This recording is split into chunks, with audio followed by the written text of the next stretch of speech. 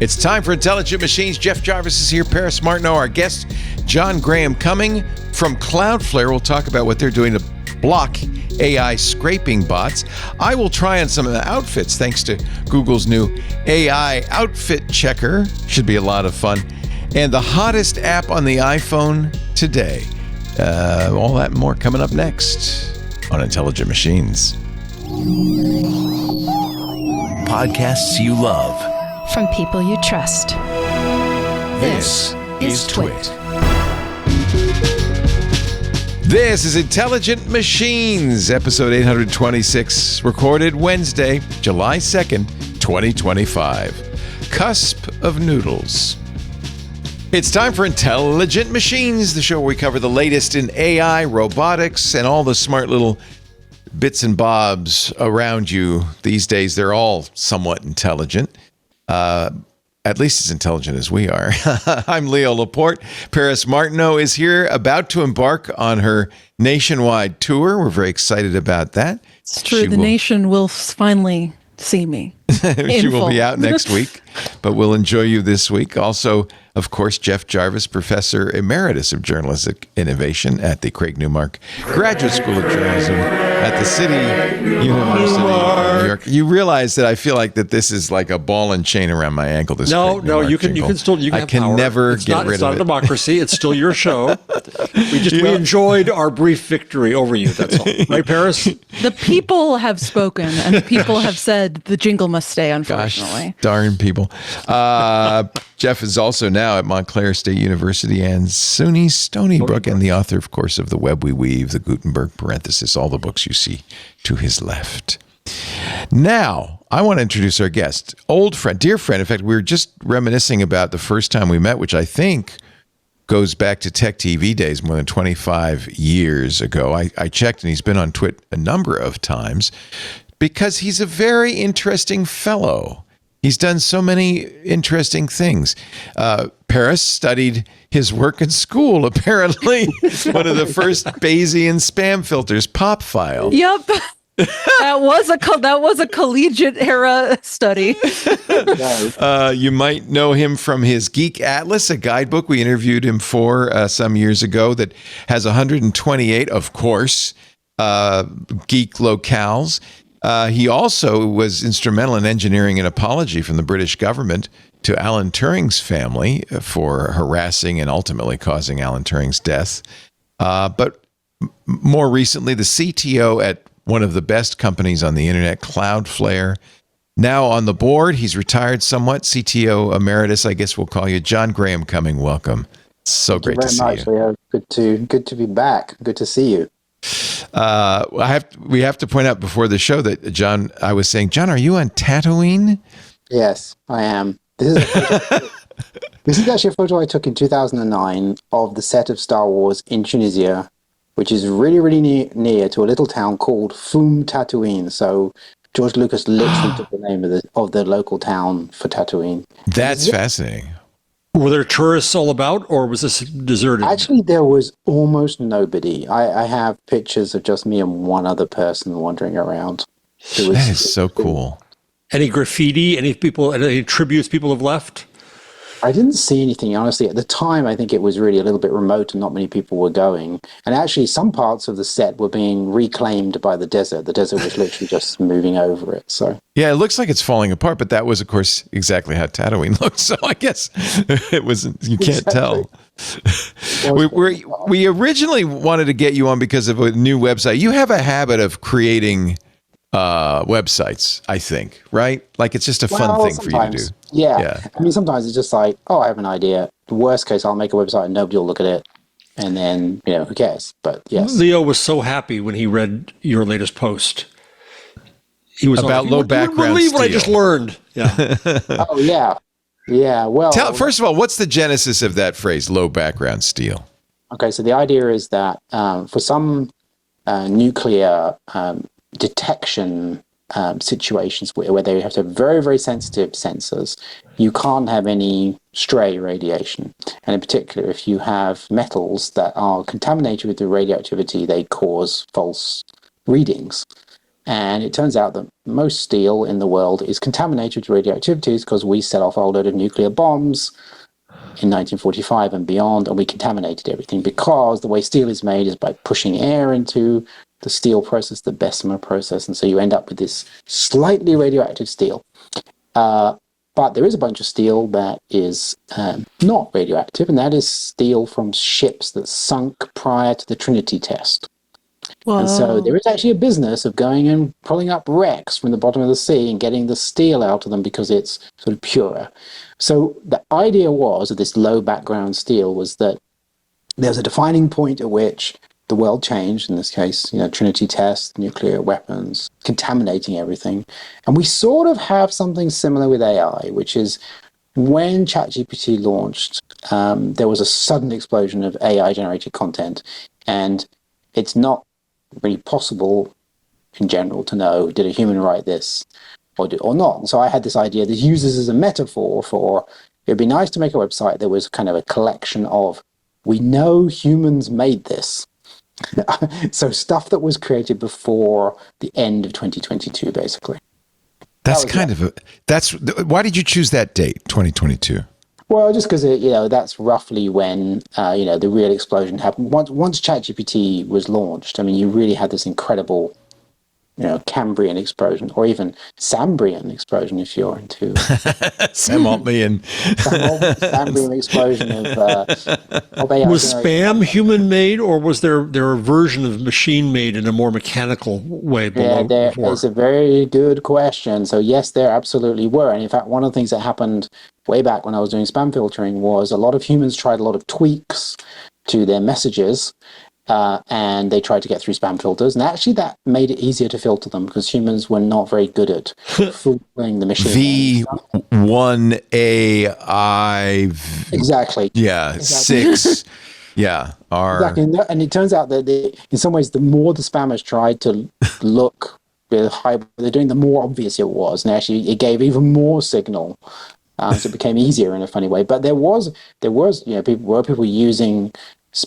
Essentially the techniques that we use in spam filters to write spams, right, and try and get them through. And I actually, a long time ago, I think in about 2003, did a talk at MIT about this, about how you could take one AI machine learning system and use it instead of another one, which of course people actually do in real life. And you could actually fool the spam filters. So yes, there were things that were done, but for the most part, spammers were pretty, just spray and pray. If someone's got a spam filter, well, too bad. We'll get to the people who haven't got a spam filter. Actually, it's an interesting question because you wrote Pop File when in 2001. 91. 2001. 2001. Yeah. I have to think that spam is not any less prevalent in 2025. No, the big change, of course, is, if you can remember that far back, Leo, which I can just about remember, is that people were downloading their email onto their computers. Oh, yeah. Right? Oh. And they weren't using web-based email. And so the problem was the spam was actually coming into their machine. And so if you could, it was doubly annoying. Yeah, you were wasting bandwidth on it. Yeah, you were wasting bandwidth and time and maybe even pay per second internet access or whatever. And so it was a bigger problem. It's still there. If you go in your spam folder, I mean, mine in Gmail is absolutely full of stuff, but it's all getting filtered out. So, so it's sort of irrelevant. So, where spam's not getting filtered out for me now? My Twitter DMs or my X DMs. Oh, really? I don't know if you guys have experienced this, but it is the one area where I find spam just pernicious and annoying in a way that I've never experienced. Like I have to keep my DMs open because I'm a journalist and sometimes I get tips, but I probably get like 20 to 30 spam DMs a day. Really? I don't want to say anything, but I don't. Shh. Nobody wants you, Jeff. No, they don't. They don't. Your DMs are not open, Jeff, are they? Yeah. Oh, that's crazy. Well, good for you because it's quite annoying. Not only are my DMs not open, I haven't logged onto Twitter in more than a year. So hey, that's healthy and wise. So, John, what is on by the way, the website is Low Background Steel AI, right? Yes. What is on Low Background Steel AI? Actually, there's a bunch of resources that we know are pre the Sambrian explosion. So there's like a dump. There's a dump of Wikipedia. Oh, Wikipedia pre-AI. pre-AI, right? And there's stuff from the Internet Archive, of course, because they've got a bunch of stuff like, you can think about all of the media that was created before that. The Library of Congress has a photo archive. Project Gutenberg, it's got a lot of things. Pictures of actual people as opposed to generated people. Made up people. And, books actually written by humans. In fact, there's a problem in publishing these days. A number of authors are saying, please don't publish AI written books. We didn't use AI. We really didn't. But there's no way to verify this. So Project Gutenberg, that makes sense. That's a good place to go. Yeah, Project Gutenberg. There's also the Arctic Code Vault that GitHub did.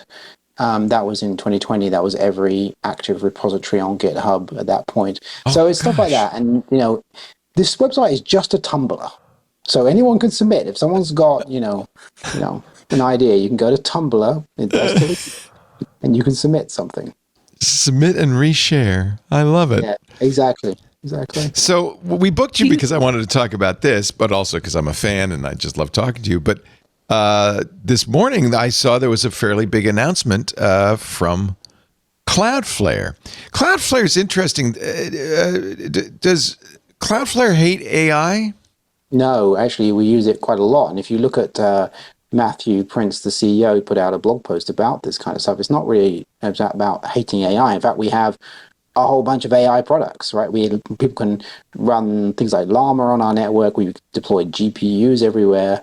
Now, what we were seeing was from some of our customers who are publishers, they were getting worried about a fundamental change in sort of the way in which the web has worked in a certain fashion, which is that for a long time you had this agreement in a way between search engines and everybody else that it was okay for a search engine to come to your website and make available information about your website because fundamentally someone was going to click through and go to your website.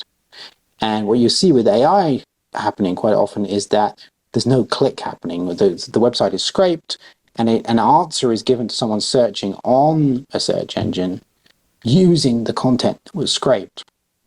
And there's no click. And that changes fundamentally the business model, if you like, of the web. Because the business model was, Google, you're allowed to make a lot of money from us. Bing, you're allowed to make a lot of money because you send us the clicks. And that's changed. And that's the concern that's come from big publishers. And it's interesting because this kind of shift in the relationship between publishers and kind of crawlers or search engines started before the AI boom in a way, with the advent of kind of Google's knowledge panel. I remember there was a whole big to-do some years ago about Google's use, I think through the acquisition of Genius for lyrics, that I believe how Google was scraping lyrics from other lyric sites, it became a huge sticking point because companies were saying, hey, we've done actually the work putting out the lyrics here and you're taking them and giving us no clicks or revenue whatsoever. But it seems like AI has really accelerated that. Yeah, because you get this longer response, right, which is sort of bringing together maybe multiple sources, and depending on it's not just about Google, right? There's many different examples of this with AI companies that are taking in content and giving you a response, and some of them are good at linking back to the original content, and some of them are not so good. So that the idea was, from Cloudflare's perspective, is because we sit in the middle between the visitor, whether it's a human or a crawler, and the person putting something online. There's an opportunity to say, what sort of control do you want to have? And we've done that for quite a while, actually. So one of the things that we did was there's a thing called robots.txt, right, which is meant to tell robots, i.e. crawlers, how to behave. Some crawlers don't follow that. They will ignore it. And so we're actually able to enforce it. So we'll say, oh, wait a minute, we told you not to crawl that. Actually, we're going to block that. We're going to stop you from doing it. So it's historically difficult to do. I remember Steve Huffman, the CEO of Reddit, saying we try to block.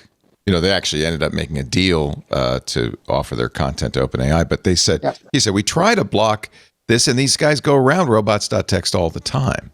So can I ask you a fundamental question there? Is it in any way illegal to ignore robots.txt, or is it purely a matter of honor? I think it's a matter of honor. I mean, I'm not a lawyer, so IANAL. As they say. As they say. I think the robots.txt is it's an RFC, it's an agreement on, this is what you should not do, this is how you should behave. And again, part of that sort of tacit agreement, right? Oh, you won't behave like this if you don't want this thing crawled, and, we'll link back to you. You can someone will click through when they've come to something that you have crawled. So, Cloudflare just happens to be in a position where it's easy to help enforce robots.txt if you want. And then how can you tell it's a crawler? There's a way to technically know that? There's a lot of work. I mean, it depends what it is. Obviously, some crawlers just announce themselves. Right. Some crawlers have with a user agent. They say user agent. Yeah. Or they publish an IP range. We'll crawl from this particular IP range. The larger, very legit crawlers will give you information about it. One thing is but those are all the people who adhere to robots.txt, no doubt. In right? general, yes. So then you're going to start looking for other signals, right? So one of the things that Cloudflare and other companies have had to do for a long time is figure out, is something a bot or not? Because some people will block it or whatever. Often when you get that checkbox that says, "Are you a human?" That's coming through Cloudflare. The thing called Turnstile that Cloudflare created, which is doing that. And what that's doing is actually looking at your browser and trying to determine if you are actually human. Are you behaving like a human? Is your browser lying about what it is? Because, it's amazing, actually, when I was working on DDoS mitigation at Cloudflare, how many HTTP DDoS requests came from IE6. Now, IE6 hasn't been around in a long time. Hasn't been around in a long time. What it was the people doing the DDoS were just copying and pasting the same piece of code all over the place. And it was one of these things where it was like, I don't think we're getting 1,000 requests per second to this website from IE6. So that's definitely bad behavior. So you're looking for anomalies like that. And there are whole departments to do that. And then the other thing is, at the scale that Cloudflare operates at, you have a lot of data about what normal behavior looks like on the internet. So you can use AI, machine learning, to make a determination of, if this behavior looks like it's correct. So there's a tab on your Cloudflare dashboard that has AI.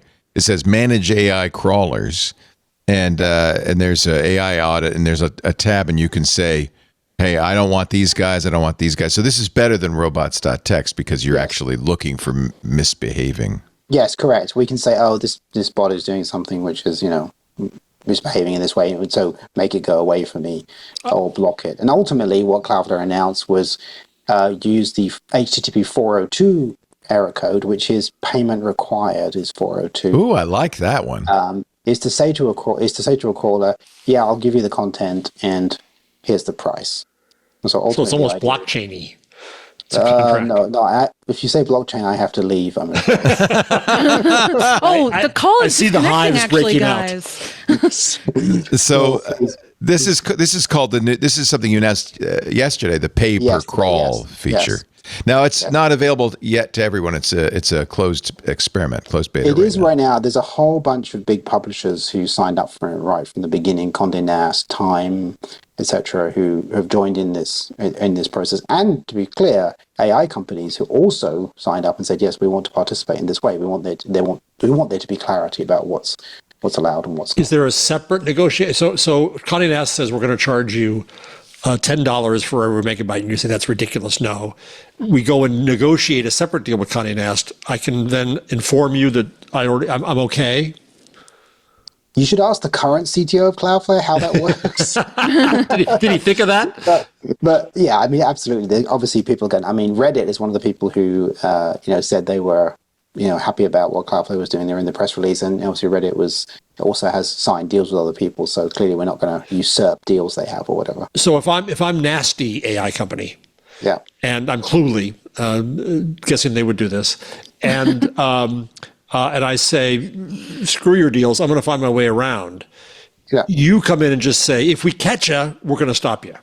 Yeah, that's the idea. I mean, that's what Cloudflare's bot management does in general, right? If you say, I don't want this bot on my website, it's our job to figure out, okay, this behavior is actually that particular bot doing this kind of thing. How does this? Do you know how this varies from what Creative Commons also announced at the same time of a new kind of structure for identifying your conditions for crawling? I don't know. There you go. Okay. As I say, you need to get Dane Connect, the new CTL Cloudflare on. So this came out just hardly at all ago. So it was interesting that both came out about the same time. Yeah. So there's a big effort to do this. I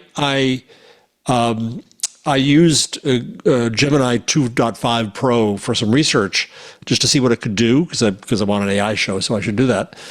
And I was shocked at the low quality of the sites it had available. All it has is our damned web. And we need to be able to feed, if we're going to use AI, and we need to be able to feed it with better sites and figure out how the hell to manage that. So, I know Matthew Prince has talked about creating an ecosystem of micropayments, because really what you're going to face is beyond, because it's going beyond just having OpenAI crawl your page. Once we get to this agentic world of MCP, everybody and their brother, you and I and Paris and everybody listening to the show will have their own agents. We're crawlers. Yeah. Yes. And yes, so to a certain extent. Any paper crawl system is going to have to involve some sort of micropayment system as well. I know Matthew's talked about even issuing a stable coin. And of course, part of it is around the intent, right? So part of it is, I'm crawling your thing. Why am I doing it? And one of it is, okay, I want to build a model which I'm going to present search results, and you're not going to get a click. That's one use. Another one is what you're talking about, Leo, which is an agent. I'm go out and find, do some research for me. That's very different. And so there is actually built into what Cloudflare described the ability to say what the purpose is of the crawling event. So yeah, you can. I'm looking at the AI crawler paper crawl documentation. You can take specific actions.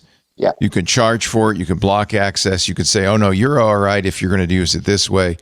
This is all very new. So, yes. Yeah. So AI audit has been around for a while because you were able to go into your Cloudflare dashboard and say which crawlers are who's looking at me. Yeah. Doing it. I want to stop that particular one or whatever, who's violating robots.txt or whatever. So, yeah, these are, this is, I think, an attempt to change the way in which the internet has been operating a bit, because what's happened is what was happening before, which was there was this fundamental agreement between everybody, which is yes, search engines, crawl my website, take my content, because you'll then send me a click later on, hopefully. Is there another alternative in that I think the Wikimedia Foundation has set up a separate repository. If you want our stuff, go here, get it there. Don't bug our regular servers.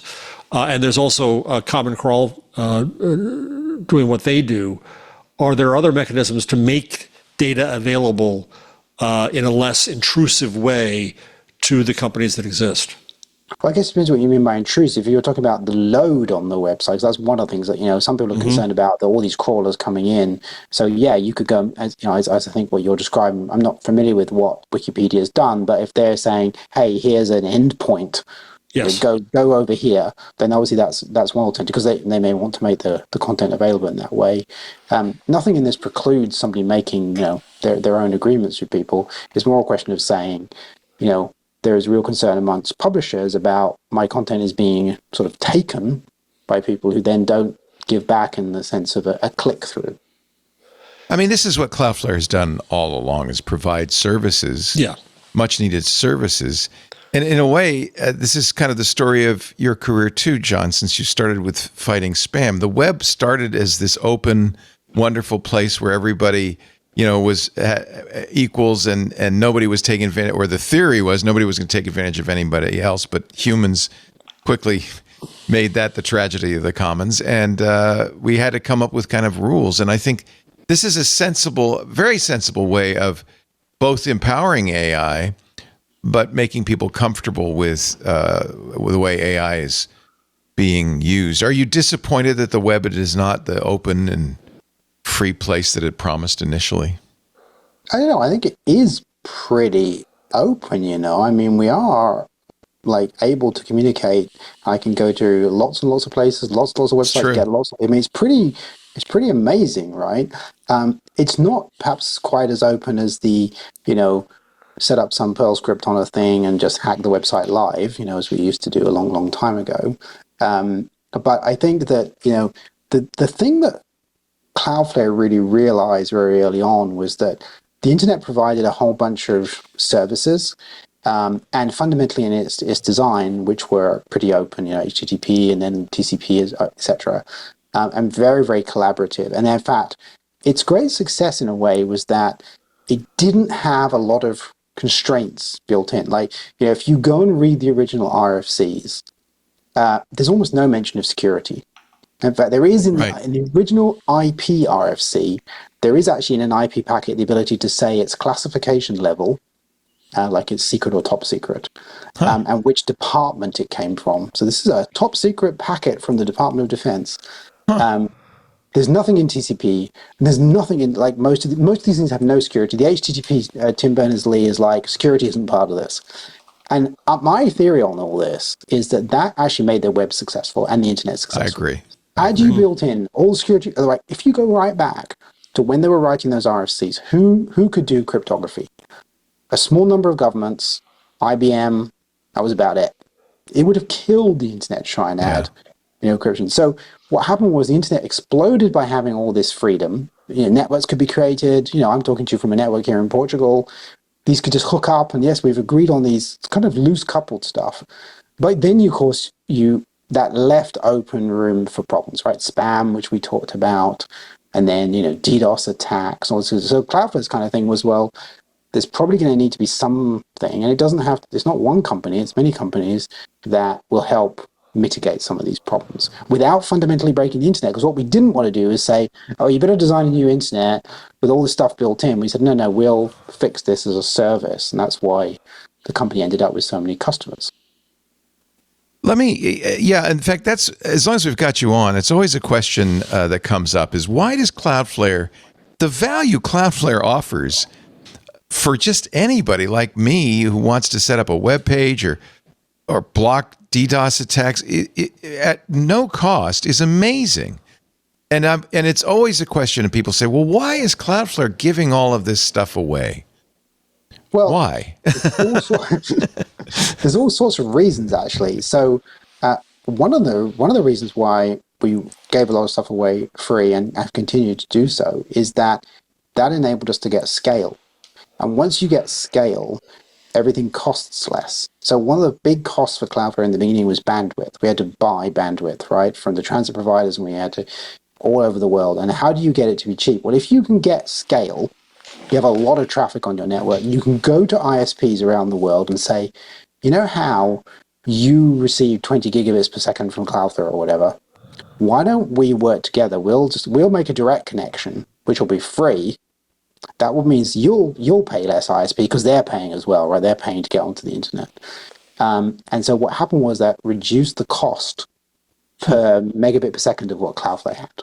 So just from a financial perspective, it made total sense to get scale as much as you could, because then you can sell. Obviously, we're selling services to people. Lots of people pay us, and lots of very big companies pay us a lot of money. So that was one area. You then get a huge number of people who like the product and tell you what's wrong with it. It's an incredible QA mechanism. It's an incredible recruiting mechanism because people try the product. And many of Cloudflare's largest customers actually started with a free thing. They put their blog on it, and then eventually, in fact, our very largest customer does exactly that. So there's all sorts of things. And actually, if you ever really want to dig into this, Cloudflare's S1, the document we went public, describes why free. And there is a blog post, actually, Leo, which you can probably find, which is called Cloudflare's Commitment to Free. And that talks about why this made sense for us. So this freemium thing really, really worked. And I think also fundamentally the business model of the older CDNs was very different to what Cloudflare decided to do. They were delivering video mostly, and it was hideously expensive to do. And when in the beginning we're like, we're just not going to do that. We're going to deliver a website. So it turns out to be a lot cheaper. And then we optimized everything. I mean, all the servers, everything is incredibly highly optimized to run an incredible high efficiency. So wait a second. I got to ask something. Yeah. As a blogger, I got to ask this. Something started as a blog and now is a gigantic company and your largest customer? No, that's not right. Oh, okay. I'm sorry. That'd be too easy. Break your heart. That was going to break your heart. You did. You have. It was the CTO of that company. It's a very, very famous company. Had a personal blog. Put the personal blog on Cloudflare. Said, I should take this to work.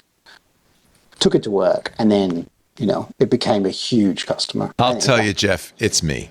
I just, Yeah, exactly. It's Twitter, actually. It was actually. Yeah. I think Huge Cloudflare Pages customer. is amazing. I think everything Cloudflare does is amazing. This is the blog post reaffirming our commitment to free, just from last year, not even very long ago. Yes, it was just to talk about it because this question comes up all the time because people are like, they must be secretly selling data to the I don't know. It can't be this good. The things you do, like what 1.1.1.1. I mean, there's so many things Cloudflare does that are such huge benefit to the internet. I think I'm just very grateful.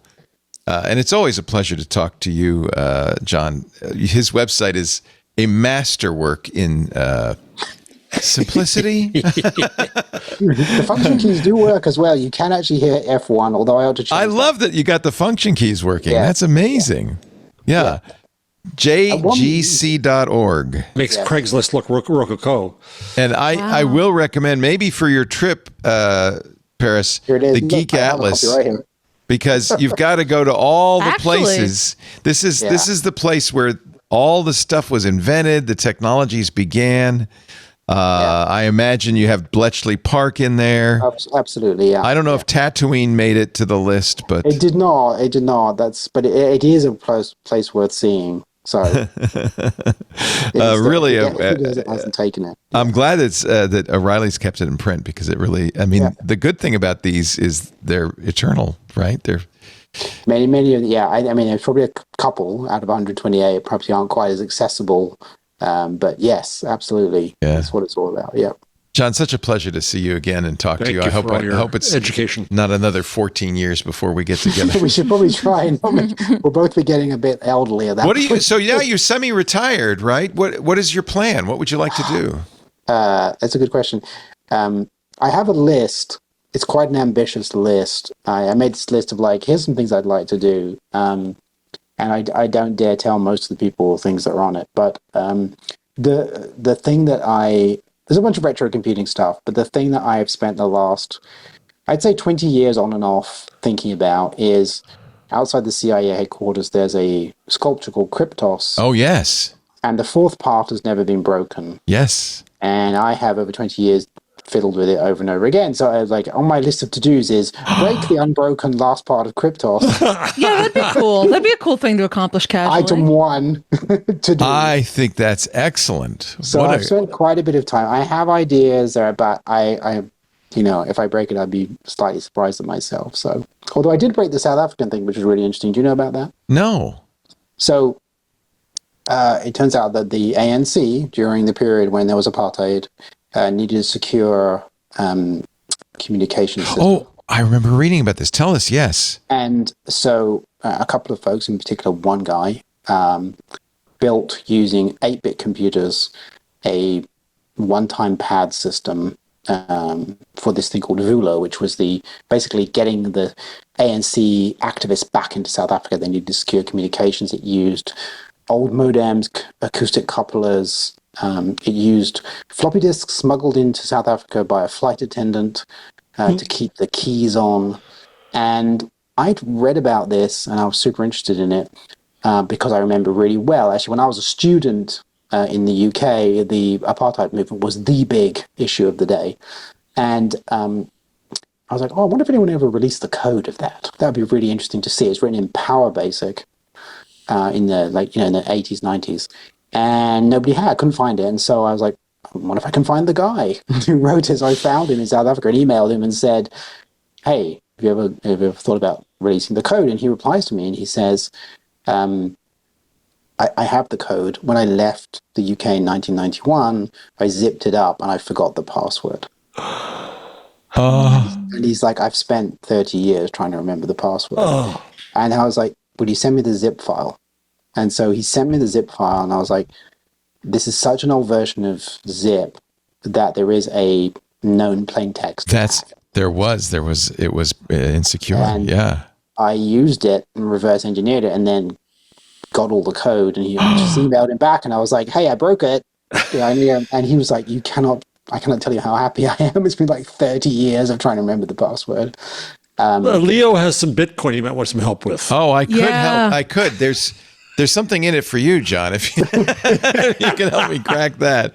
No, unfortunately, I don't think it was. Sorry, done he said we're not using- allowed to mention Bitcoin. Oh, that's Or the right. I did say blockchain. To be fair, I did say blockchain. But yes. I can't wait to see what you come up with next. Here we are in, as you write it, 19125. Yes, well, that's big. I just noticed that.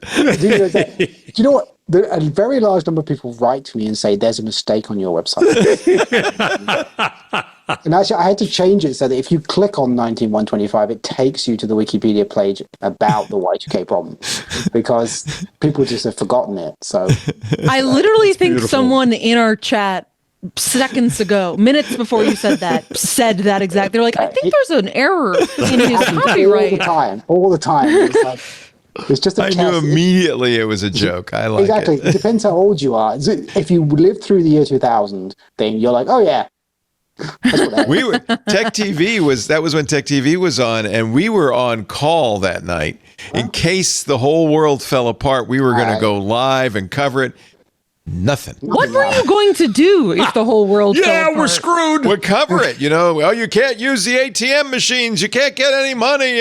The planes Money's are falling out of the over. sky. We didn't know what was going to happen. Yeah, it turns out nothing. It's so news. But probably because a lot of COBOL programmers got taken out of retirement to fix a lot of Well, code. I mean, in the little company I was working for, I was the Y2K coordinator, and it was just the most tedious job ever. We had to go through every piece of software and contact the software people and say, are you Y2K compliant? And I had this massive thing where I was checking it all off, and it was like, If you hadn't done what you did, would there have been any harm?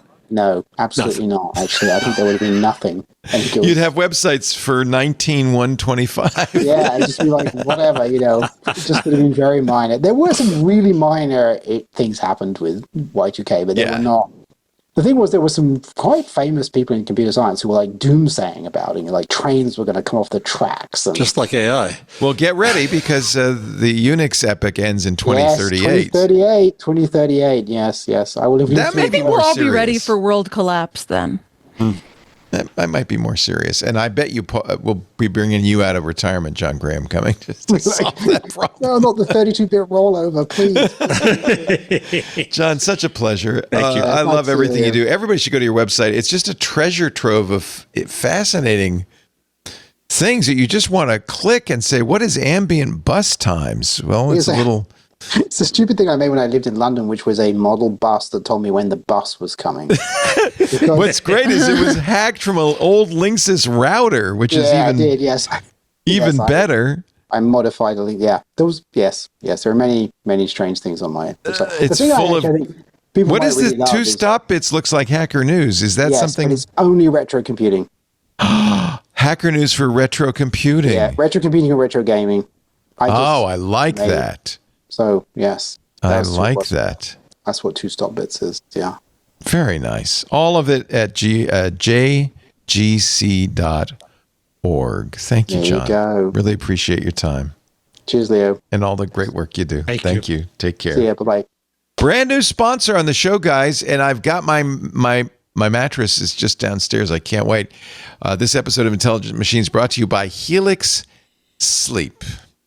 Movie nights with your partners, morning cuddles with your pet. Rosie's right there. Your wind down ritual after long days. Your mattress is really, if you think about it, it's more than just 8 hours a day. It's kind of at the center of everything. Now, one thing that's bad, if you're waking up every night in a puddle of sweat, or your back is killing you, or you're feeling every toss and turn your partner makes, which is a classic mattress nightmare, you'll want to know about Helix Sleep. Helix Sleep changes everything. No more night sweats, no back pain, no motion transfer. You get the deep sleep you deserve. These are incredible. And I'm not alone. One buyer recently reviewed, I love my Helix mattress. I will never sleep on anything else. Time and time again, Helix Sleep remains the most awarded mattress brand just this year. Helix Sleep won Wired's Best Mattress 2025, Good Housekeeping's Bedding Awards 2025 for Premium Plus Size Support, GQ's Sleep Awards 2025 for Best Hybrid Mattress. The Wirecutter New York Times gave it an award in 2025 featured for Plus Size, and Oprah Daily Sleep Awards 2025 for Best Hotel-like Feel. That's just this year. Go to helixsleep.com/twit for 27% off site-wide during the 4th of July sale. Best of web offer. That's helixsleep.com/twit for 27% off site-wide, exclusively for listeners of Intelligent Machines. This offer ends on July 7th. And make sure you put Intelligent Machines in after checkout so they know we sent you. And if you're listening after the sale ends, be sure to check them out anyway. helixsleep.com/twit. Get there right now so you get 27% off. I cannot wait. I'm very excited. I didn't know this, but you're supposed to replace your mattress every 10 years. It's been, our mattress is almost 9 years old now. It's time. It's a good idea because they get saggy and baggy and all that. I can't wait. You're telling me I should replace the 10-year-old mattress I bought for $250 from Amazon? Yes. Most def. I'll get you a deal at Helix. How about that? Well, you're going on your road trip. You don't need it yet, but when you get back. When I get back, yeah, I'll check it out. Yeah. No, it's funny. When you're young, when you're your age, you could sleep on a bag of coffee beans. It'd be okay. I will say I do know a disturbing amount of young people that during the pandemic got radicalized to the tatami mat ground sleeping lifestyle, and I'm like, that just doesn't seem sustainable as you get deep into your 30s. No, and the little bolster, that's not a pillow; it's just a thing. Well, Paris, Leo, and I are old enough. Did they not have mattresses when you guys were growing up? They had water beds. Oh, I had a waterbed in college. Water of course beds you did. Are cool. I yearned for a waterbed. Oh, they're awful. You did not. No, they're so awful. My waterbed was a very early model. So it's just basically a giant rubber bladder, and I had a king size. Now one thing that you don't know. In college, you had a king size? I had a. You weren't a I dorm. think I got it from aspirational. Yeah, well, a foolish aspiration in my case. It had a heater because if you don't heat it, it's room temperature. And that will suck the heat out of you so fast you will freeze to death. So you got to have a heater in it. Then you have to have a frame because it's just a blob. So you put this blob in the frame that holds it. But it still goes. Yeah. So getting into it is a real challenge because it's. And if you ever had a visitor, if you know what I mean, forget about it. You get the wave action. You're caught in a rip current. It's not good. Trying to swim parallel in your own bed. It's not good. Plus, in the old house that I was living in on the second floor, I think it was probably not a good idea to fill up that. Oh, that could have gone right through the floor. Could have gone right. I mean, I'm lucky. How did you get all that water up there? From the sink, I guess? A hose. Oh. You run a hose through the window. For some How reason, you get I the thought water they out came is another full, question. full of water. Did you have easier black to light move. in this apartment? Sorry? Did you have black light decorations in this apartment? Yeah. I was about to say, that seems right. Yeah. It was a tapestry on the wall I think I was sort of a situation. sophomore or junior, and it was kind of dumpy. I moved off What? The campus waterbed house was dumpy? with a bunch of friends. I remember the first time I went there, they were cooking turnips for dinner. And mashed turnips was kind of the staple because we had no money. Oh, and this was jeez. before And ramen was turnips invented. were the most affordable. Ramen wasn't staple for invented you? yet. It was not good. What a sad time. And I remember it was so cold that a mouse froze in my room. And I picked it up, I opened the window, threw it out. But what I forgot was that my window didn't have a direct down to the ground floor. There was a balcony, a little thing. So the mouse, I threw it out. It landed right outside my window in the snow, and it was there frozen. Its little frozen body was there all winter. All winter. Oh my I'd look out the window, and God. there was the mouse. These days, we make a cam out of that. I could. Yeah, these days you put a live stream on that and compare it to a British politician. Yeah. Can you believe I'm old enough that ramen wasn't yet invented? That can't be right. It wasn't important. Ramen, Ramen was not in America yet. Yeah, it wasn't. It was important. okay. It wasn't in America. No. Well, but of course, then it doesn't really exist if it's not here. So we know that. Well, now I'm curious. When was ramen invented? Let's look it up. Well, I think you're talking about noodles. instant ramen. You're probably talking about instant ramen. Okay, you're talking about Instant ramen. Yeah, instant ramen ramen. just means and noodles, cup right? noodles, Yeah. instant ramen cup noodles came to the U.S. in 1973.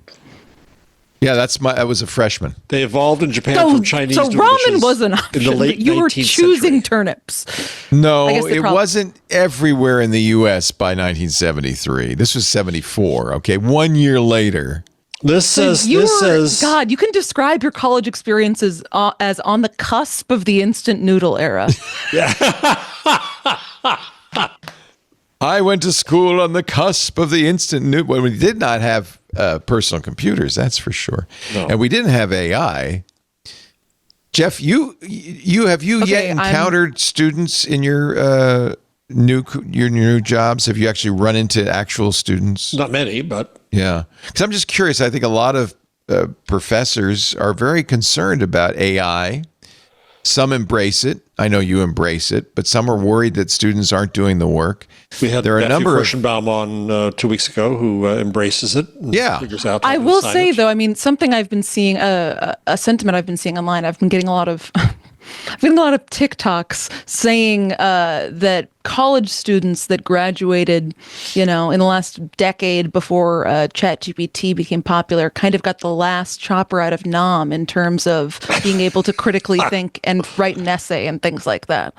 Yeah, we're seeing a lot of that. Yeah. Sans, I guess, AI augmentation, which who knows, maybe I guess that might be a moot point in the future. But I do think, as we've discussed in the show a million times, it feels like a very useful skill to have learned. Well, and of course, there's a lot of talk about these tools, the AI detection tools that are in fact not very good. Often claim that actual writing it was written by AI. Here's a story from the Scholarly Yeah, because I mean, Kitchen. there's no real way for these AI detection tools to know that it used AI. Like that's just there's no signals for them to detect because every one of these AI tools is producing different outputs. Yeah. She talks about a master's student in Austria who called frantically inconsolable. His thesis submission had been flagged as being written by AI. The university said you have one chance to revise and resubmit it. If it passed the AI detection tool, then they would give him a final grade. If he failed, he'd be rejected and dishonorably kicked out of the program. But he had written it all. It was not reliable.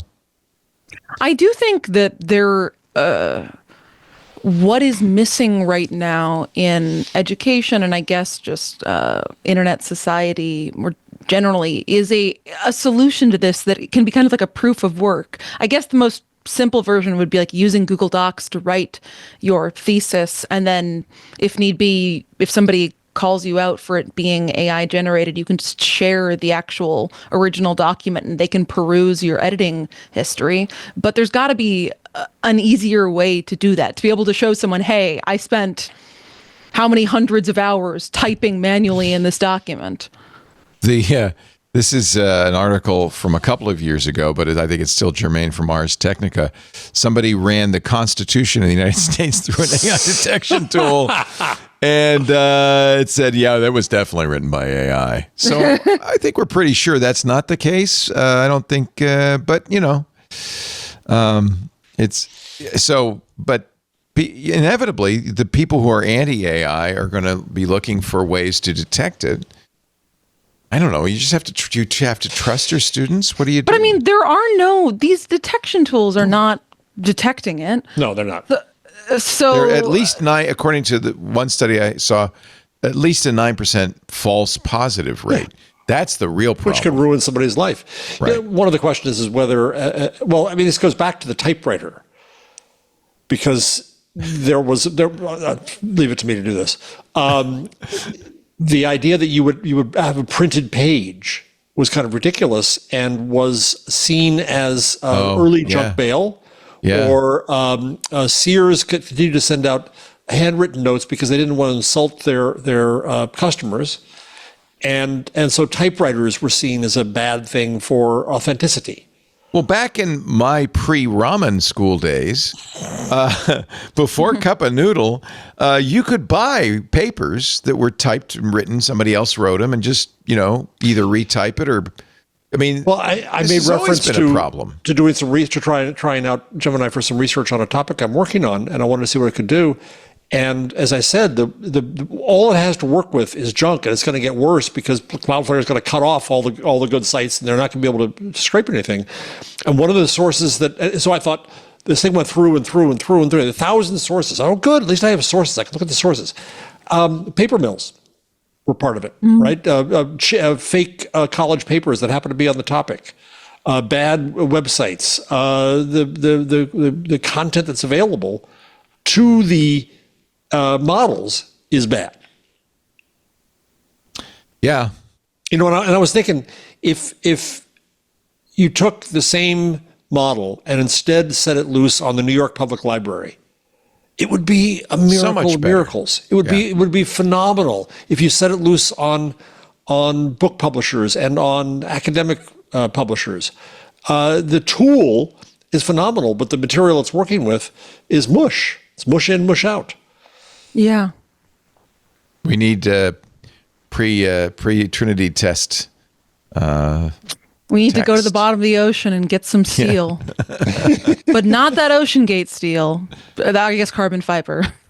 Sam Apple writing the big story for Wired magazine. My couples retreat with 3 AI chatbots and the humans who love them. I was going to ask you to summarize this one for me. I could get only so far into it. I'll just read one paragraph.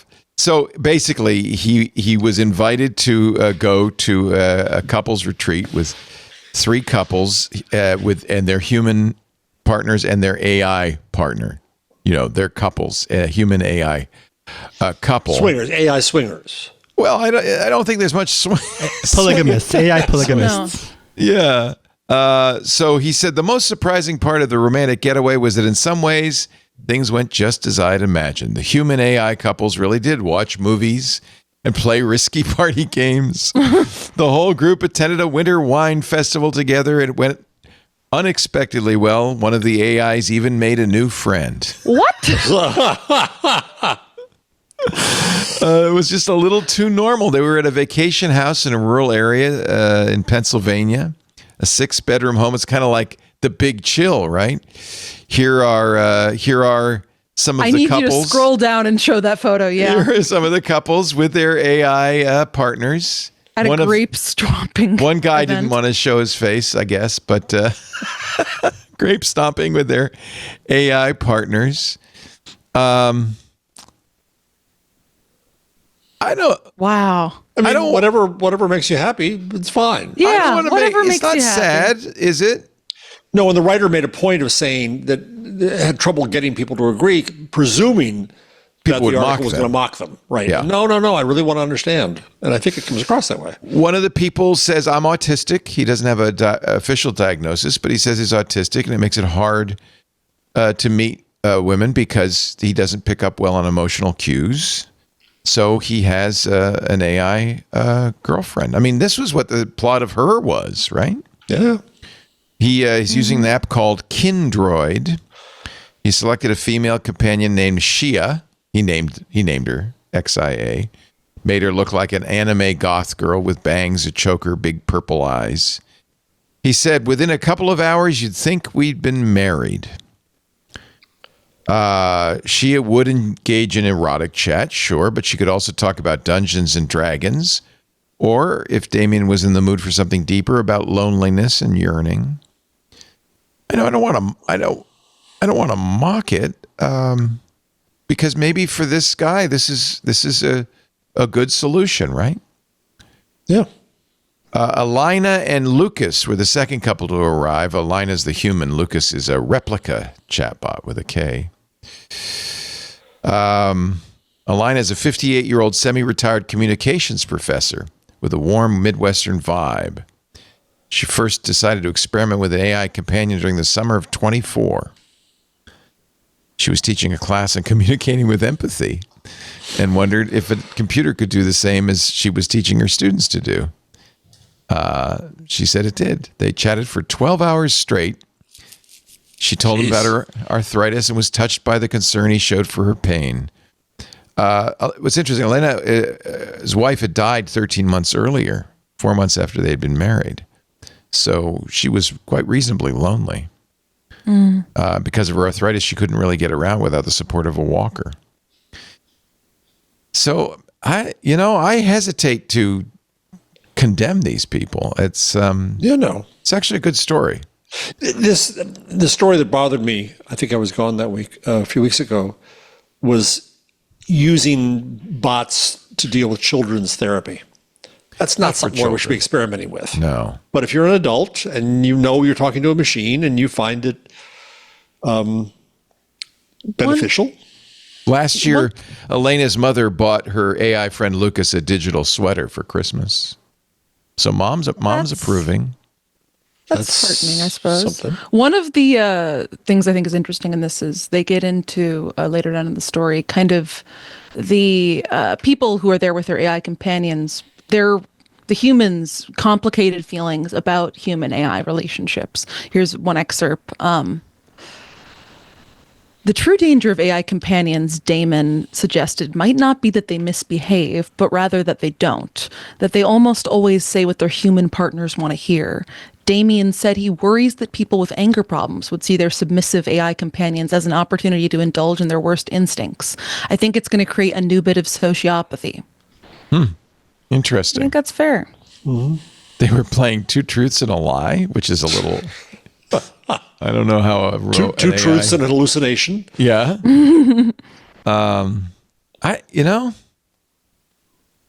It's not for me, I don't think. But then I have a partner. What if I were alone and lonely and couldn't meet anybody? I mean, I don't know.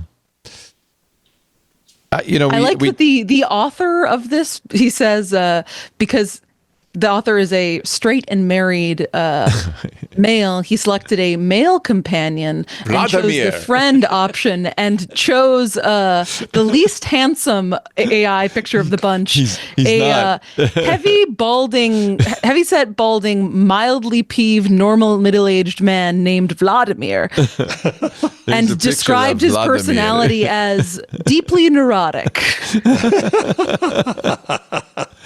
But, in a way, that's kind of interesting. Look, the thing about her that made it so compelling is you could see how he could fall in love with her. She was cute. She was charming. She, it wasn't sycophantic by any means. She was like a real person, because she was. But if you could simulate that. And envision Scarlett Johansson. I mean, I don't know. I mean, I think it's just a complicated thing. Adults should be allowed to do whatever they want within reason, if it's not harming someone else. I do think that instances like this make me sad that these people don't have equally meaningful human relationships. Wouldn't that be nice? Right.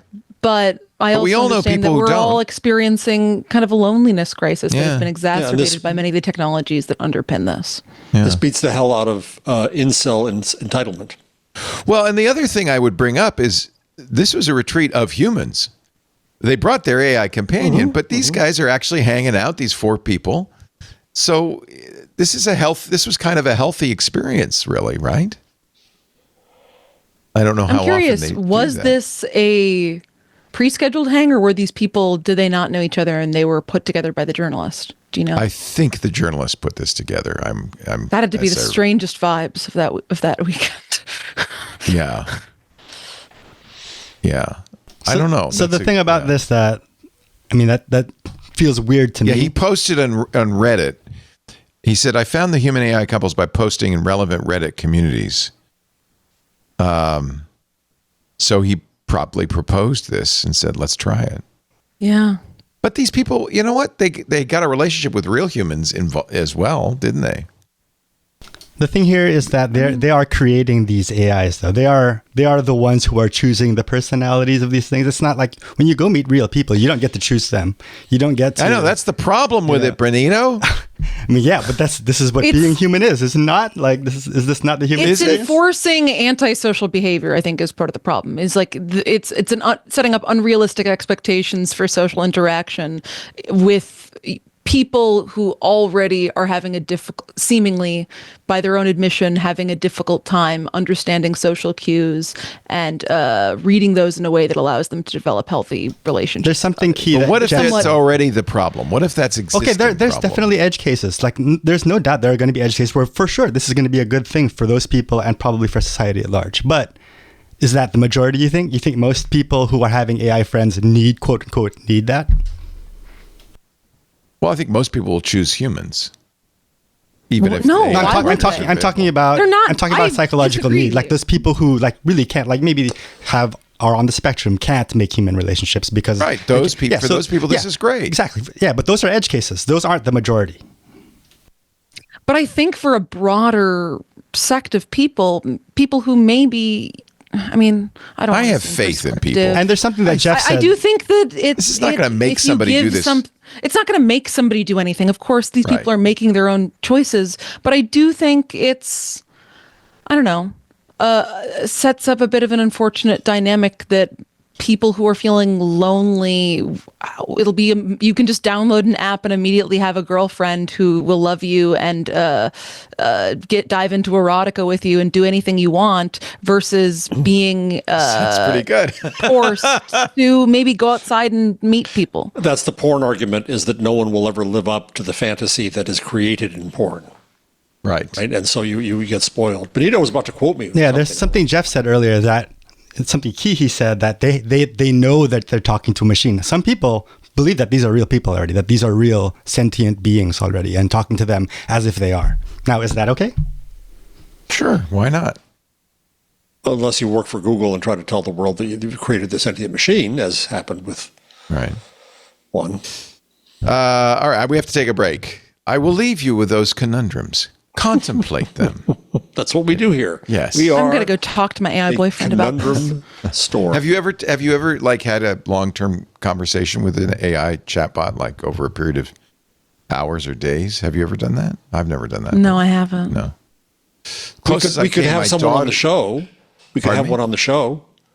Hey, that's who you could get to replace me next week. I'm sorry to say that. wish that we were at the point. I don't think they're good enough yet, but I wish we were at the point that we could have a simulated Paris be the co-host. That would be fun. Should we try that? Not a simulated me, but you could just have an AI. Oh no, we'll call her. co-host. We'll call her. Ramon. We'll call her London. Heidelberg. No, we call it Madrid. Madrid. That's it. Madrid. Yes. Madrid. Okay. Anthony Nielsen, this is your job. Yeah, I'm so sorry, Anthony. I'm sorry. He made AI Leo, who's actually pretty good in the chat room. But AI Leo isn't talking for 3 hours, is he? Well, you'll have to do 11 AI. You'll have to get a voice. We'll have to. I bet we could get pretty close. When the fake AI person comes or in you and could just says, have Ed Zitron on next week. You Or know, we could you could have have Ed you could have a chatbot Paris, or you could have Ed Zitron, or you could have an angry British man. Hey, he's as good as AI, if not better. All right, let's take a break. We got a great show ahead. You guys are going to pick some stories. There's like 1,000 stories. There's just so much news. Yeah, So much. This is probably the fastest growing area in tech news. Not as fast as political news, but we could talk about the great big beautiful bill. There have been some. It did pass. It's now going back to the House, the Budget Reconciliation Act, and it does have some AI impacts. Fortunately, one bullet was dodged, but we'll talk about that in just a bit. You're watching Intelligent. Did you just do the Matrix bullet time dodge? We'll do. We'll have more with Jeff Jarvis and Paris Martineau in just a bit. This episode of Intelligent Machines brought to you by Smarty. I love Smarty. It's the trusted leader in cloud-based automated address data solutions. I talked to the Smarty guys. I was so impressed. So impressed.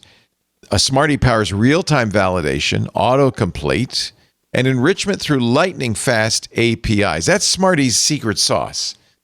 They have address validation APIs. There's a lot, I didn't realize this, but they told me a lot of companies, when you go to the website and you enter your address and stuff, are using services like Google to do those autocompletes. There's a problem.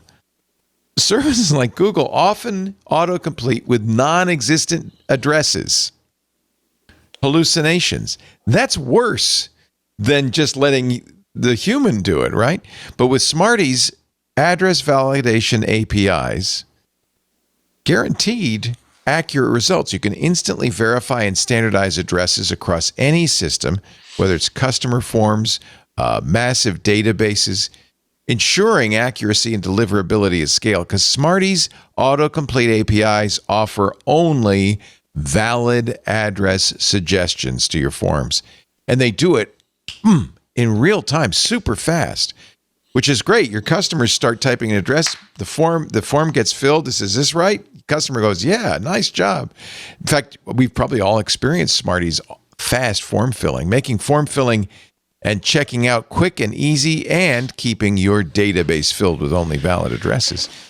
Some of the biggest companies in the world have used this. Fabletics, which is an American company, wanted to go global. They have drastically increased their conversion rates for customers, especially internationally, with Smarty, because Smarty works with addresses internationally as well. For deeper insights, Smarty's property data API appends 350 property details to address records. So you can enrich your database with location information, structural information, financial insights automatically. Give you another example, another company that uses Smarty, Faraday. They needed a turnkey way to standardize and blend address data from a variety of sources to feed into their customer behavior prediction models.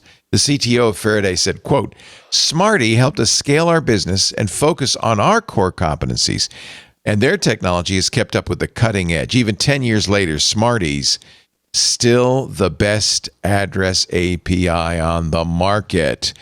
Smarty, Smarty, 2025 award winner across many G2 categories: best results, best usability, users most likely to recommend, and high performer for small business. That's important too.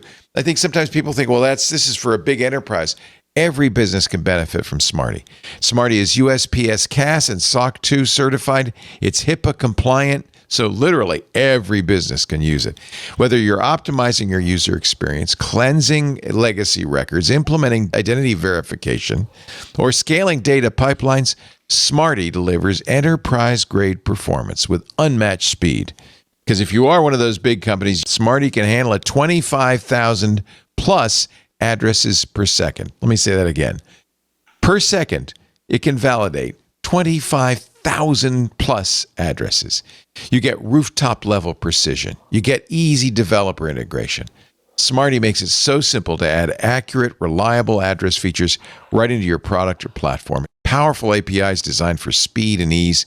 You'll have address data that works no matter what you're building. Try it yourself. Get 1,000 free lookups when you sign up for a 42-day free trial. Visit smarty.com/twit to learn more. That's smarty.com/twit.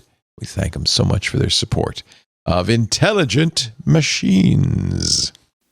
We talked about the court rulings. They had just come out last week in the copyright cases. One of them came out last week. The other one had not yet come out, I think. Okay, because according to Mike Masnick, two judges, same district, they were both in Northern California. Building.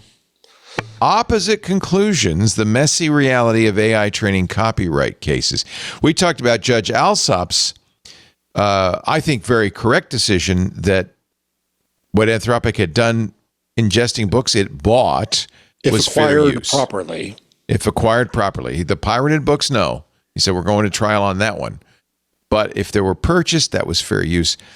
Another judge in the 5th District, Vince Chabria, said it's likely infringing because of the supposed impact on the market. That's one of the 4 fair use tests. One is it transformative? And Judge Alsop, yes, definitely transformative. The other is, though, it cannot affect the market for that information, right? Both, Mike says, involve thoughtful judges with solid copyright track records, both coming out of the Northern District of California. Both can't be right. So we're going to just have to wait and see. This is going to take a long time to cut through. Yeah. Yeah. It's going to take a long time to shake out. What's weird is Judge Chhabria kind of gave an exemption for something that is already sold well. Take, for example, biographies. If a company uses copyrighted biographies to train a model, and if the model is just then capable of generating endless amounts of biographies, the market for many of the copied biographies could be severely harmed. Perhaps not the market for Robert Caro's Master of the Senate, his LBJ biography, because that book is at the top. So many people's lists of biography, at the top of many people's lists of biographies to read. But you could bet the market for lesser known biographies of LBJ would be affected. That's illogical. And plus, it flies in the face of what we know from Google Books, that when books were scanned, it increased sales because people had more opportunity for discovery. Mike says that admission destroys his entire argument. People recognize a good biography is a good biography, and AI slop, even AI slop generated from reading other good biographies, is not a credible substitute. I'd agree. Yeah. You're going to read The Power Broker because it's brilliantly written. You're not going to settle for an AI-generated biography of Robert Caro that's, just AI. But would it affect the market if it's suddenly flooded with slop from this? Would that be considered an effect on the market, even if it isn't? So this is kind of the same question about AI girlfriends. I think, yeah, it is, because I think ultimately I trust humans to be able to pick the good stuff, right? If they pick the slop, they pick the slop. Maybe there's reasons you'd pick an AI slop partner or an AI slop biography.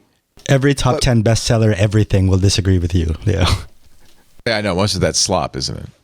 Even human written. Yeah. Yeah, the airport book section would disagree with you. But, okay, I'm not saying it's good literature. I don't mean that. I just mean you can tell a human, there's something a human brings to the table. Maybe not. I don't know. It depends on, I think, Paris, it depends on what the competition is. It's like recipes. If all you need is a brownie recipe, and it's a brownie recipe, then I'm sorry, gourmet, no, I don't need to pay for yours. I got a perfectly good brownie recipe over here. Or if all I want is a beach romance book, how many of them are brilliant? But if you want Caro, you want Caro. And so there's not like a simple competition. Interesting. I mean, I think it'll be interesting to see how this shakes out. I was surprised to see that we had two very different opinions come out in the same issue from, the same court district. Chhabria knew about Alsop's decision. He even addresses it. He says, speaking of which, in a recent ruling on this topic, Alsop focused heavily on the transformative nature of generative AI while brushing aside concerns about the harm it can inflict on the market for the works. In fact, Chhabria agrees it's transformative, but market impact trumps everything else.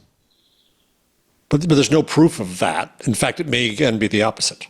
So if he's shown evidence to the opposite, then one thing I didn't understand about Chhabria's, because I didn't read it, maybe you did, is the reason that he threw out the author's case. They hadn't presented a proper argument. Yeah, that was for open technical. To other arguments. Yeah, that was for very technical reasons. Okay. Yeah, and that happens, unfortunately, far too often in these cases, that they don't really decide the real issue. They throw it out for technical reasons. Anyway, Masnick concludes, the case isn't settled. Neither is the broader question of AI training and copyright. We're still years away from definitive answers. And in the meantime, companies and developers are left navigating a legal minefield where identical conduct might be fair use in one courtroom and infringement in another. This has been the problem all along with fair use, by the way, that it's really exacerbated by these AI copyright issues. While we're on the subject of a Mike Masnick Techdirt, I had come across on Blue Sky today. I just put the link below what we were just talking about in the rundown. This is an old article, but I don't remember us talking about it, which is Mike went into how he uses AI to help with Techdirt. And the headline is, and no, it's not for writing articles. And I thought it was quite interesting. Did we not speak about this, guys? Am I remembering correctly? I don't remember talking about it. No. It is kind of interesting. So he goes into it quite a bit in this blog post, which is, he says, yeah, we're not using AI to generate any of the writing that we're publishing on the site, but I am using this site called Lex.page. Lex is an AI tool he writes built with writers in mind. It looks kind of like a nice Google Docs. And while it does have the power to do some AI generated writing for you, almost all of its tools are designed to actually assist actual writers rather than do away with their work. You can ask them to write the next paragraph for you, but I've never used that tool, he says. And so he kind of goes into how he uses it. And like one simple way is he plugged in. This is not the article, by the way. This is for the next. He plugged in an article that he was about to publish and then asked Lex to rank it. He basically said, give this an article scorecard. Does this article have a clear opening that grabs the reader? Score from 0 to 3. Does it clearly explain what's happening? That's all these good. different things. And then he has this LLM check it against this and kind of use it as an editor to bounce ideas off. It was of. Mike's scorecard, not the LLM scorecard. Mike's scorecard that he then prompts the LLM to address, which I don't know. I thought was kind of an interesting way to use it. It's funny. I have a in my note-taking app, Obsidian, I have an AI in it that will often recommend, like I'm starting to write, will recommend the next sentence. And I invariably reject it because it's always anodyne. It's always like, I hope this all works out.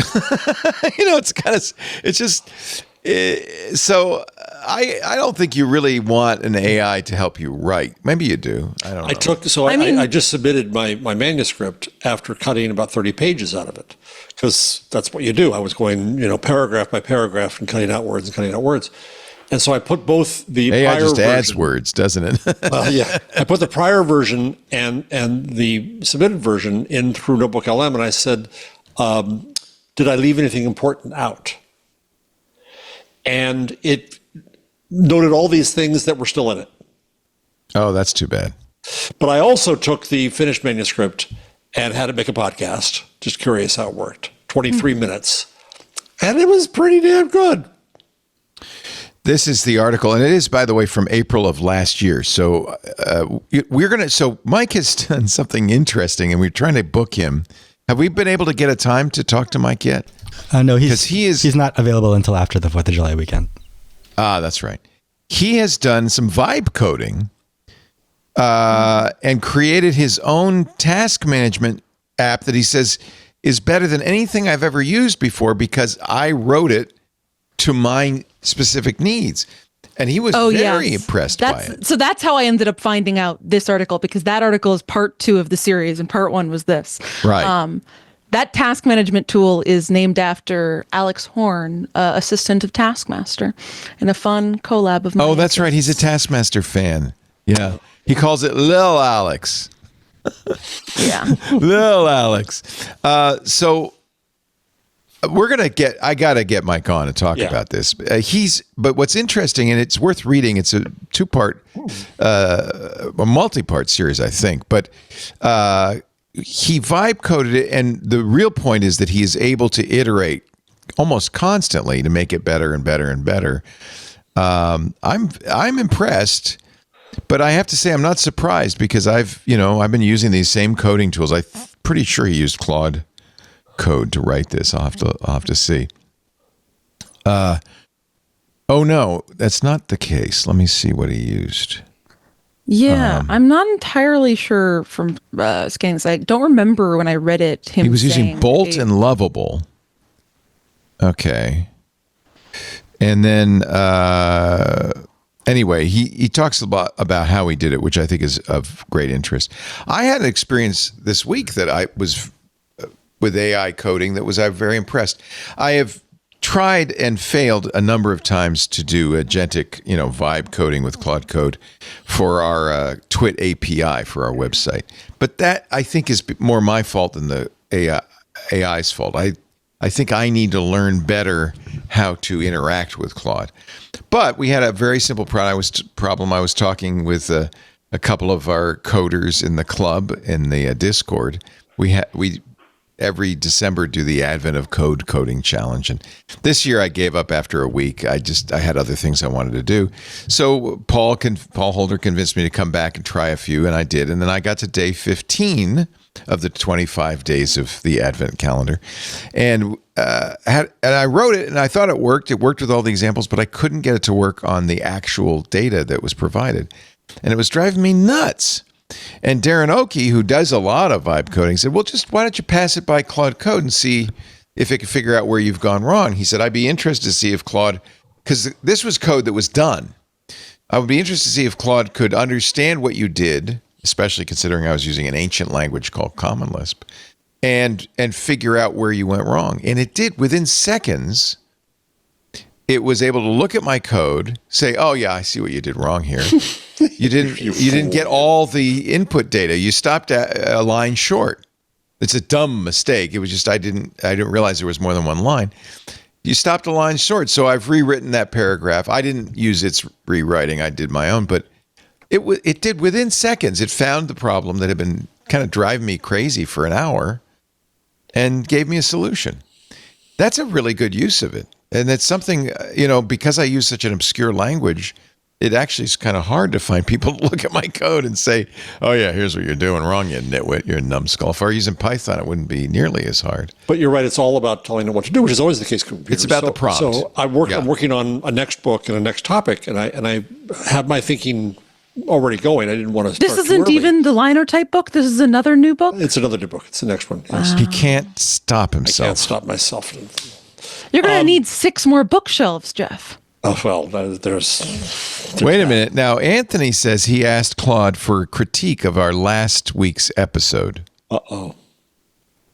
He says, overall impressions, it's going to be sycophantic. This was an exceptionally long episode at over 3 hours, which Leo himself acknowledged was supposed to be shorter. The length both helped and hindered the show. It allowed, well, good, they're not being completely AI sympathetic. both sides. It allowed for deep, thoughtful discussion, but also led to significant meandering, especially in the final hour. Where are you going to go on vacation, Paris? Wow. The There's highlight was undoubtedly the weaknesses interview with section. Richard Gingras. Oh, this is good. Okay. There was some substantive AI discussion. The chemistry's good. The rapport between Leo, Jeff, and Paris remains a strength, creating an engaging conversational atmosphere. Here's the weaknesses: excessive length and tangents. The show desperately needed editing. Oh, he's talking. Notable That's a shot at me. digressions included an extended discussion about restaurant recommendations for Paris's road trip. Don't come for a lengthy debate about the difference between geek and nerd. That's what this show is all about. Yeah. Well, of Yeah. course, an AI doesn't care about restaurants. Multiple attempts to demonstrate AI voice assistants that didn't add much value. Leo's detailed descriptions of local restaurants, while charming, went on far too long. It really is sucking up to just you, Leo. That's kind of interesting. A lengthy debate about that. Okay. Technical demonstrations. Several AI tool demos fell flat. The 11 Labs voice assistant was awkward and didn't showcase compelling use cases. Multiple attempts to get various AI assistants to work properly disrupted the flow. Uneven pay. This is all true. We know all of this. Oh, I screw would you, not. AI. think I will this is say the accurate. 11 Labs AI test brought tears to my eyes when the AI said, I am 11 in like that deep voice. So I wouldn't cut that for the world, but Some arguments, particularly about copyright and fair use, were rehashed multiple times without adding new insights. That's always a problem. There's a certain repetitiveness in all of our shows. While the My Boyfriend is AI subreddit discussion raised important societal questions, it sometimes felt exploitative rather than analytical. What? You hosts could have approached this sensitive topic with more empathy. Show Says the discipline. AI. Yeah. Says the AI. Leo's repeated acknowledgments that the show was running too long, followed by continuing anyway, highlighted a lack of editorial discipline that hurt the overall product. Who the boss here? Who's the boss? Enforced time limits, edit for podcast, No. better demo preparation, stay focused on AI. None of this is wrong. The first 90 minutes were excellent. The remaining 90 plus minutes felt increasingly self-indulgent. And you thought AI was slop. This is right? going to be the problem when we get fake Paris. It's going to ask about an hour in. Are we done yet? Yeah. Are you still going She's gonna on? be like, I've got some places to be. I've got some It's going to things say do. all the things Paris has wanted to say all this time. I got nowhere to be. That's pretty funny. I mean, I can't. Which Anthony? Which did he use? Which? Claude. This is Claude. That's Claude. Claude's good. I'm Screw very you, impressed Claude. by Claude. You would think Claude would remember me from our fine coding sessions in the past and perhaps cut me some slack, but no. Should we give Claude a salute? No, Claude's. I've been saying this all along. This is exactly what's wrong with this show. Well, no, I do think though It's the off chat is topic. popping Just off like about now. how this is their favorite thing is the tangents and off-topic bits. Honestly, that's why I let it happen. I know, my instinct And I as do a think- broadcaster is to cut everything short, move quickly, move on. That's why I always interrupt people. I say, but this show, it's meandering. That's kind of the point of it. Yeah, and this is a thing I feel like I notice across all podcasts, not even just ours. It's like some podcasts like that I really like. I hear one of the hosts being like, "Oh my gosh, we can't go on a third tangent playing a weird guessing game about what date things came out in the past." And then the audience goes crazy for it, and so they turn it into a mini segment. Like It's chemistry been so and banter bad. and strange fun tangents is what people It's tune in been so for. bad on our shows for 20 years that one of our hosts actually wrote a jingle called Rat Hole. Here, I'll play. Hoops? Because we kept falling into rat holes. We prefer to think of them as rabbit holes. This was back on Mac Break Weekly when Merlin Mann was a regular on the show. Here, let me quick look at Rattle.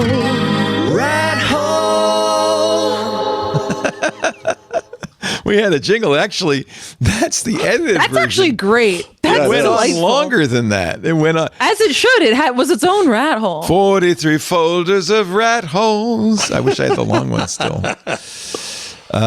So clearly, I have learned nothing. I've learned no lessons from many years of doing this. There are different kinds of podcasts. And I think AI, it makes sense. And AI would be more focused on information. But podcasts are about humans hanging out. Someone just said in the chat, I enjoy the meta of this. The fact that this discussion is itself a rat hole, which is true. You got us there, Amandar. Did you see that ICE is now using facial recognition app on its phone to identify people? I thought they were already doing that. Yeah, what a surprise. And as a result, perhaps certainly related, the number one social app on Apple's App Store right now is an ICE app that tells you where an ICE is nearby. It's an ICE alert app. Which is that's that smart. That's the what reason that CNN Trump mentioned. Trump And is threatening CNN, right? Yes. Pam Bondi, the attorney general, said, well, we're going to have to investigate the author of that, as if it's somehow illegal Yeah. For people to say where law ICE enforcement is. Yeah. agents are. Google has launched a new app just in time for your trip, Paris. No, that's a terrible thing to say. It's called Doppl. It lets you visualize how an outfit might look on you. I know all my outfits look fire. So I'm sure they do. They're acting like this is a new thing. This has been going on for years, hasn't it? Legitimately, I feel like every company has had a version of this and no one really likes it. Like Amazon had this whole virtual I had try-on that thing. camera you put in your closet, right? Right. That would tell you before you went out of Freaked out your came out of the wife. closet. No, better not. Don't do that. All right, I'm going to download Doppl.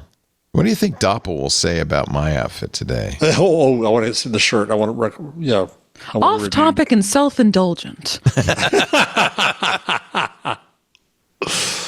I see now the AI is going to say, Leo, if you had really prepared for the show, you would have already installed Doppl and would be prepared to do. Yes. But We need work on these demos. yeah, DOPPL. Is it like doppelganger, you think? Oh, maybe I that's what it guess. is. Yeah. Probably. Or Your double. digital twin. Too Now clever for by half. fashion. Well, unfortunately, there's already a chatbot called Doppel.ai. So Google It's unfortunate. probably should have thought a little harder Google about and brands. this. Google's not good at this stuff. Doppel, here it is. Try on any look. Hi, Doppel. Do you have to have a full body scan for it to Probably. put your looks in? Put my look in. Well, you certainly want to get the fact that I'm wearing Crocs. I do think, gotta be part of the, what overall. color Crocs, and do they have I any can't hear swag you on now. them? I've taken. Okay, let's go. Show foot. Oh, you got to take a full body photo in bright light. Just you, natural pose, no hat. Are you going to do it now? How am I going to? I can't. You I need a can't. photographer. The Come AI is over, going to be Paris, mad real at you quick. if you do it now. Wait a minute. Lisa, Are you unstrapping yourself from something? he wears a seatbelt in the show. It's dangerous, you know. Yes, I was Just in case. unstrapping. No, I have headphones attached. If enough people downvote on the Twit live stream, he'll be ejected out of the booth. All right, no, wait a minute. I'm going to put this. Okay. Or you're actually going to do it now. I'm going to. Well, I have to figure out that there's a timer thing. A in time this, shot. right? Yeah. All right, Jeff, what do we want to talk about while he's doing this? Yeah, while I'm doing that, you get busy, okay? Oh, do you have any geez. silly ones in here? The internet needs sex. What? Okay. Did it That's all not the internet already have has. that? Line 158. It's an opinion about the fact that all there's this anti-porn stuff and the Texas age verification is actually bad for the internet, says Lux Alptraum, editor-in-chief of Fleshbot. Well, A blog about sex what and would adult you expect entertainment. from the editor in chief of something called Fleshbot? So there's that. I mean, here's the timer. I just, I'm not going to say I'm surprised to see that this law had moved through, but I have been a bit surprised. I'm really trying hard not to be distracted by Leo trying to take a full body image of himself right now. I mean, what do you think about this, Jeff? What do you think the implications are going to be? I think it's a new Puritanism. Yeah. I think, and I think it's also not just notable that sex. this is happening, and people are going to try and blame this on boomers and the older generation. Certainly, they have something to blame, but I think this is also there's a Puritanism we're seeing in Gen Z and Gen Alpha that I think is often underexplored. You see this a lot online with kind of the panic over what people call corn because they're too puritanical about it to even say the word porn. But The Puritanism goes understand beyond it. sex. It's I'm going to give up computers. I'm going to give up sex. I'm going to give up. They're just the journalism is filled with giving up things, which is just a weird thing of the time. I think to answer the question, though, does the internet need sex? It absolutely does, because all of this technology, all of this is because of the porn industry. That's the reason all of this is here. Yeah. Yeah, Yep. the internet is. It's for the truth. porn, It's as the reason we have saying VHS. It's the goes. reason we had DVD. It's the reason we have the internet video right now. Yeah. It God bless them all. how did your scan go, Leo? Well, it's providing. Doppel is now providing some looks. I'm quickly going to pull this up here so that you can see it. These are the AI. Is that what it's Wants you to be a recommending for you? mime? You're a mime. He thinks you're a mime. Wants me to be a mime. Okay, getting my look ready. Okay. Oh, that's not recommended. Oh, I see. Okay. No, that was recommended. I think was recommended. This is the picture, right? That's a good pick. Good pick. I think it's probably a little too busy. Try a look from the screenshot. Let's go. Next tip. Okay. I don't want to Started dress. recommending dresses. Okay, here's the picture. Okay, add. Wait, no, I think you want to do the screenshot of the mime look. Oh. Yeah, you need to that. No. Say it's that. It's then doing You need something. to add See, to this it's photo now. generating. So you need to say the plus, right? Oh no, it's here. You're right. It's generating It's doing something. It's sort of taking its time. or scanning. So I it's think going it's to going put to that. put you. It's going to put you in the same look that you're wearing. I'm already in this look. I know. I think that's why it's taking so long, because it's concerned. It's just confused. It says, well, that is a look. Okay, my look is Oh, now your ready. look is ready. Okay, good. Now what? I don't Help. understand. No. Oh, yeah, here I am. Oh, Wait a minute. Mime Leo. Tap to You're animate. You're like a hunky mime. It's or a French sailor. That's hysterical. This is really good. Oh my God. Report this look. Red no, dad no. jeans. Can you tap to animate it? It's Tap yeah, your- but I'm doing it on my computer, so I don't know if it's supposed to animate it. Yeah. I wonder. Wow. Wow. How do you that's feel right. about this? Would you wear red pants? Please with a don't. striped With a shirt? striped shirt? No.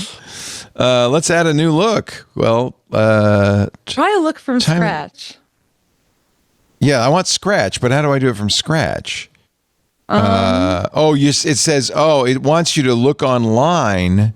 Or find. You need to find an and outfit find first. You need to something. put an outfit. Go to you need pick an Abercrombie and Fitch and find something just too young and hip for you. Yeah. No, that's fine. I'm trying to think of what's the. I think I like what it's done so far. We're going to stop there. That is very funny. Tap to animate. Yeah, I don't see it animating. Okay. I'm searching Matrix-inspired menswear futuristic. Maybe we'll get something. Send me a link and I will add myself to it. Okay. Well, there you go. That was kind of fun. That's Doppl. Somebody said, "Ahoy, Leo!" Hey, matey. Don't you think, Paris, though, I should have a belt? Don't you think a belt would help this? No, I think you look? should have a little scarf around your neck. Yeah, a little and French white scarf. face paint. What is beret? this how the kids dress now in red blue jeans with no belt? Is that the No, look? that's definitely how I dressed in middle school. Okay, wait, is your instinctive problem with that no belt? Did I Well, catch that's that? one of the It issues. screams Yes. at me. The no belt screams at me. Yes. Really? It must be us. Must be our age. People these Afraid days of need falling belts. down. Wow, it's The really. pose says, "You got a problem with this?" Did it tell you to put your hands on your hips? Yeah, here come. No, that was just Hold me. on, I posted a couple outfit options in the chat. Okay. All right. You're ahead of me. It generates. It is generating animation. But let me. Well done, Paris. If you feed this to the AI, I think the it's going to second get one. very I upset. think the second one. Try. It's going to say, "What the hell?" I think the second one is what you this want. show yeah. deserves Yeah. some editing for sure. Sorry, all you audio No, listeners. this is what the people. But I can't. It's wait a minute. That's not it. Okay. Oh, I like it. Okay. So this So is a screenshot. Joseph in his multicolored suit.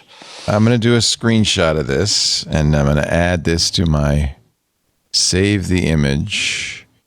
Okay. So, well, I guess I won't spoil it. I've sent Leo a couple of hot Attractive. fits. Attractive images. And I think we're gonna create some art here. I should have planned. I really this take better. back all of the crap talking I did of you standing up to take AI photos in the middle of the podcast. This is incredibly worth it. I wonder what Claude would say. Claude, this isn't for you. This is not for you. This is a human thing. I wonder if we can. It's a human thing. You just wouldn't You understand. just wouldn't understand. So in Meta, oh, that's a good one. Will Claude react to our reaction to Claude? How meta can it get? Oh, Hey, Claude. Claude, I think your opinions are all wrong. you're so wrong, Claude. What Jeez. are you, a machine? This ain't no stinking rat hole. We're out here above ground, walking on fresh spring grass in the podcasting fields. All right, now it's working on that look that you sent me, and let's see what it from mime sailor to man about town. It's consistent with the shirt you have on, Leo. I would It say. is more than consistent. Yes. it's a continuation, if you will. It is, yeah. Paris, how would you describe Leo's shirt? It's flowery. Delightful. I think I have that shirt. I bet you do. It's a very nice shirt. But did you give up? What happened? God, here? this AI is slow. No, it said it was ready. You need to go find it now. You need to go select it now. How do I? The way you did it earlier. You know, gonna go the get my gallery, the matching gallery. shirt. Bottom left. Ah, that is a look, my friends. Oh, the tie is perfect. It added that. I don't think the tie was in the original No, shot. it wasn't. No, it wasn't. This is tie-dye, not floral. Oh my God. It updated it to your generation. Oh my God. It's better than I ever could have imagined. It does a pretty good job, don't you think, of mapping it onto my The girlish tie figure? is The tie is gold. everything. All right, so two Whoa. thumbs up for Doppel. This is Liberace. Yeah, it's That is Benito, if Doppel. we could find a way to get both of these fits in the image for the week, Well, you would be sent great. you sent a couple. Benito, just shorten this up because it really is rather a lengthy. afraid we of don't need to do Claude. all of them. I'll do one more. How about that? No, that one is a mask, so you won't even see you. That one's not Oh, going to that's work. not good. the Okay. mask won't work. No. Okay. The mime is funny. All right. I think we can. All right. Here's one. I guess Pretty Fly for a cis guy was using Doppel to generate that. And if that's not an advertisement for Ozempic, I don't know what is. That's Or I wonder if it can put Lubricant. you in Jinkos. or lubricant. Well, I would imagine I used it to get into it. It's very yeah. tight. Yeah. All right, back to the news. We don't want right. Claude to get too upset. I'm actually going to probably take that Claude criticism to heart. I oh no, oh shush. think I have to fix this show now. No, please don't. That This was show not is even for a human- viewer. It's not even a listener, Leo. Lo- Claude's not Leo, even a listener. This show is for human beings, not Claude. It is. It is the show Ask about Claude what human it thinks beings. of the Craig theme.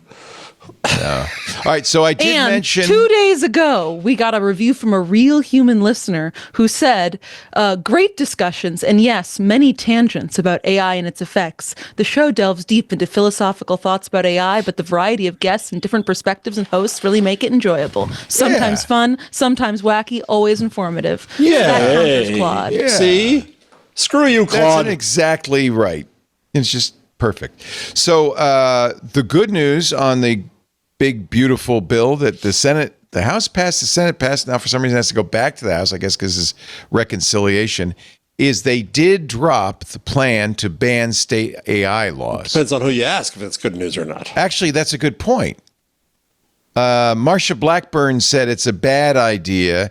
But she did offer an amendment that fixed some of the issues, but it wasn't sufficient. She didn't want to lose her Elvis law, which Right. protects musicians. No, in she Tennessee. yesterday yanked her support for the AI bill, actually. One of the problems was that it was so broadly written that it would actually ban a lot of the state laws to trying to protect kids online and things like that, because all of those used automated filters, which would have fallen under the rubric of AI. So, good news, the moratorium, or maybe bad news, depending on how you feel, the moratorium has been, that was Ted Cruz's proposal. That It was Marsha Blackburn and Ted Cruz, and they tried to Yeah. negotiate, and they came to nothing on it. Yeah. Somewhere in there, I She put said in- her concern was it would allow big tech to continue to exploit kids, creators, and conservatives. The three C's. line 137, Adam Thierer, who's a good libertarian commentator on all this, said that now California and New York will take the lead in shaping national policy, which could be a mess. This is the one that bothers me. This is a devastating blow for little tech AI players because it's regulatory capture. Because just the big guys will be able to, deal with whatever burdens are put upon them by California and New York. And then there's the question of whether this helps us or not with China and AI leadership, because that's supposedly what everybody cares about. Yeah, I think that Marsha Blackburn liked the idea of limiting what the states could do. She just didn't like the side effects, the unintended consequences. She didn't want to lose her Elvis law. Yeah. And she didn't want it to impact the progress of COSA. COSPA, as it now is. COSPA. Actually, I don't disagree with Thierer. I think a number of the things he says are legit. The problem I had was, yeah, it's fine to say, okay, let's have a federal rule instead of 50 state laws, but there was no initiative at all to create a federal regulation of AI. So it was basically saying no regulation of AI, and that was the choice. Right. If I think 10 years was too long, and if they'd said, we're going to do a federal study and we're going to direct agency X to come back and recommend legislation. In the meantime, the states should take a pause until we see whether we have a national policy. I think that would have been okay. Yeah. But that's not Now, it may get put back in. Remember, the House put it in the first place, and the ball's back in their court. So who knows? It could happen again. Let's take a little break. You're watching Intelligent Machines. Paris Martineau, Jeff Jarvis. Our show today brought to you by Agency. I'm a big supporter of this idea. Building multi-agent software is hard. Agent-to-agent and agent-to-tool communication is still the Wild West. How do you achieve accuracy and consistency in essentially non-deterministic agentic apps? Well, that's the idea. That's where Agency comes in. AGNTCY. Agency is an open source collective building the internet of agents. It's something that we need. We need to have a standard that everybody can agree on. What is the Internet of Agents? It's a collaboration layer where AI agents can communicate, discover each other, and work across frameworks. For developers, this means standardized agent discovery tools, seamless protocols for inter-agent communication, and modular components to compose and scale multi-agent workflows. Build with other engineers who care about high-quality multi-agent software. Visit agency.org and add your support. That's agntcy.org, an open-source collective building the Internet of Agents. This is how it has to be done. It should be done. I wish everything were done this way. Agency.org. Thank you, Agency, for the work you're doing and for helping us spread the word about it, too. We appreciate that opportunity. Now, Denmark has taken a interesting step in AI regulation. They have, with the intent of, you like the picture, with the intent of tackling deep fakes. That's You'll notice at some point. Pope Francis in a white puffy coat. Amendment. Oh, it's something else. You should have put that on for a look. That's a good look. That obviously was a deep fake, although I have to admit, when I first saw it, I wasn't sure. I thought, maybe he's got a nice puffer coat. The idea is that people can copyright their own body facial features and voice. Nobody copy this belly. Shit. It would be the first of its kind law in Europe.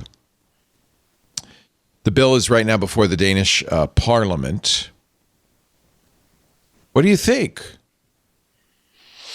I mean, there is a doctrine for celebrities to protect their likeness, right?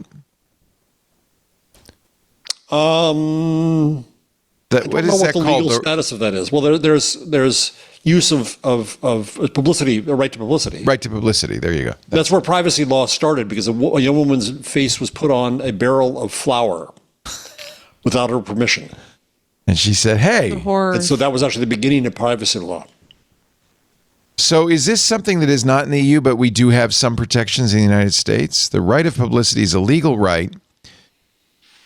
The right to legal action. Oh, it's kind of like fair use. Yeah, it's the right to hire a lawyer. It's the right to hire a lawyer, designed to protect the names and likenesses of celebrities specifically against unauthorized exploitation for commercial purposes. It goes back to Halean Laboratories versus Topps Chewing Gum in 1953, which recognized a baseball player's interest in his photograph on a baseball card. That's interesting. I mean, I don't think there's anything wrong with this. I think that, yeah, it's reasonable. Nobody should be able to make a fake Paris to put on the show next week. Yeah. And maybe not have to pay you anymore. Nobody should do that. No, nobody should be able to do that. No one. No matter Not what in she's Denmark, wearing. at least. No matter what I'm wearing and how close it looks to what you're wearing, Leo. Did you notice my costume change? Oh, I'm like wearing what you're wearing. Is that what you were laughing at earlier? You're wondering how long it would take you to know. I like it. But you're perhaps hosting a show. I got other things on in the mind. This is a very Leo shirt. It's got little so cute margaritas or something going on. Yeah, it's really cute. Do you have many shirts like that? I do. I have a lot of. Much like you. I went through a phase during the pandemic where I wore a lot of Hawaiian shirts. Now, I noticed you've got the top button buttoned. Is that a female thing? Like a guy, if a guy does I couldn't tell whether your top button was buttoned, so I just hazarded. If I do this, do I look Canadian? Oh, I feel like you look like a middle schooler preparing for a dance. I'm going to unbutton my top button so that I can breathe. I think when women do it, it's okay, but I think when guys do it, it's a little strange. Isn't that funny? It depends. I mean, I think like it depends on how tight the collar is and the intensity of the pattern. So, It is odd. Mr. Met says in our Club Twit Discord, we're ready for the Jimmy Buffett concert now. Except for this guy over here. I have no flowers, sorry. No flowers. You have I no don't own Hawaiian anything shirts? like that. Not a one. Nope. Dang. How about the Devastating. Velvet Sundown? Are you a fan of them? This is such a fun story. 325,000 Spotify listeners. They look like a pretty cool band, right? But they are not real. They are AI generated. And in fact, the truth is there is a lot of AI generated content. How does I don't use Spotify.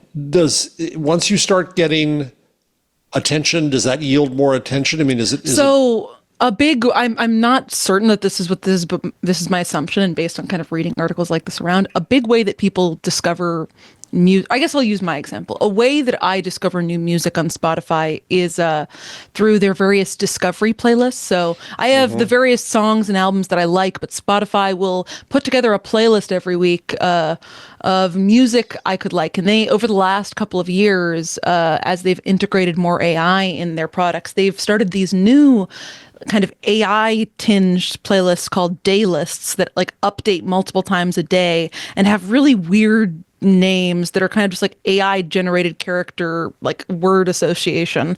But then they have a variety of songs kind of to each theme. So right now my day list is called Limerence Bed Rotting Wednesday Evening, which is that's pretty par for the course as far as, That's as terrible. far as, Why would you want that?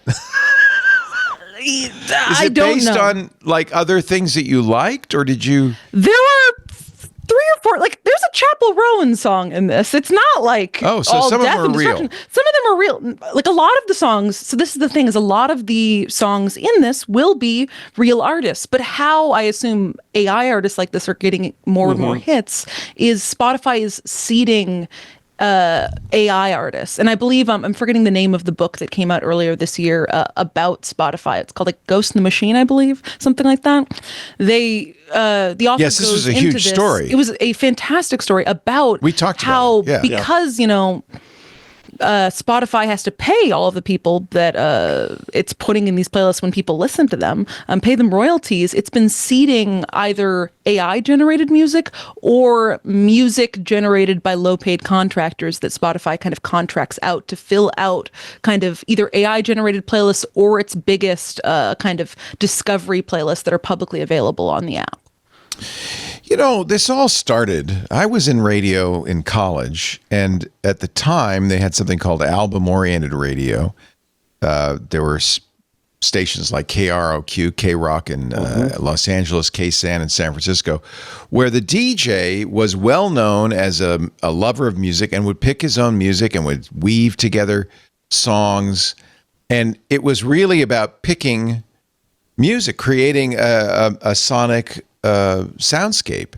I remember there was a DJ on KSAN, which was a rock and roll station. And, you know, it's where all the hippie music began and so forth. But every Friday night at 5, he played Pachelbel's Canon in B major. And he got to, because it was his show, right? And that was his thing and his shtick. And when I got into radio, I thought, oh, this is going to be great. I get to listen to music, find great music, put it together, play it for people. Nobody wanted that. And this is what happened to radio. All the radio companies said, no, we're going to use computer-generated playlists that will automatically pick the right hits and the right rotation, and we're just going to give you a list. I mean, when I got into real radio, they gave you a list, and you just play it.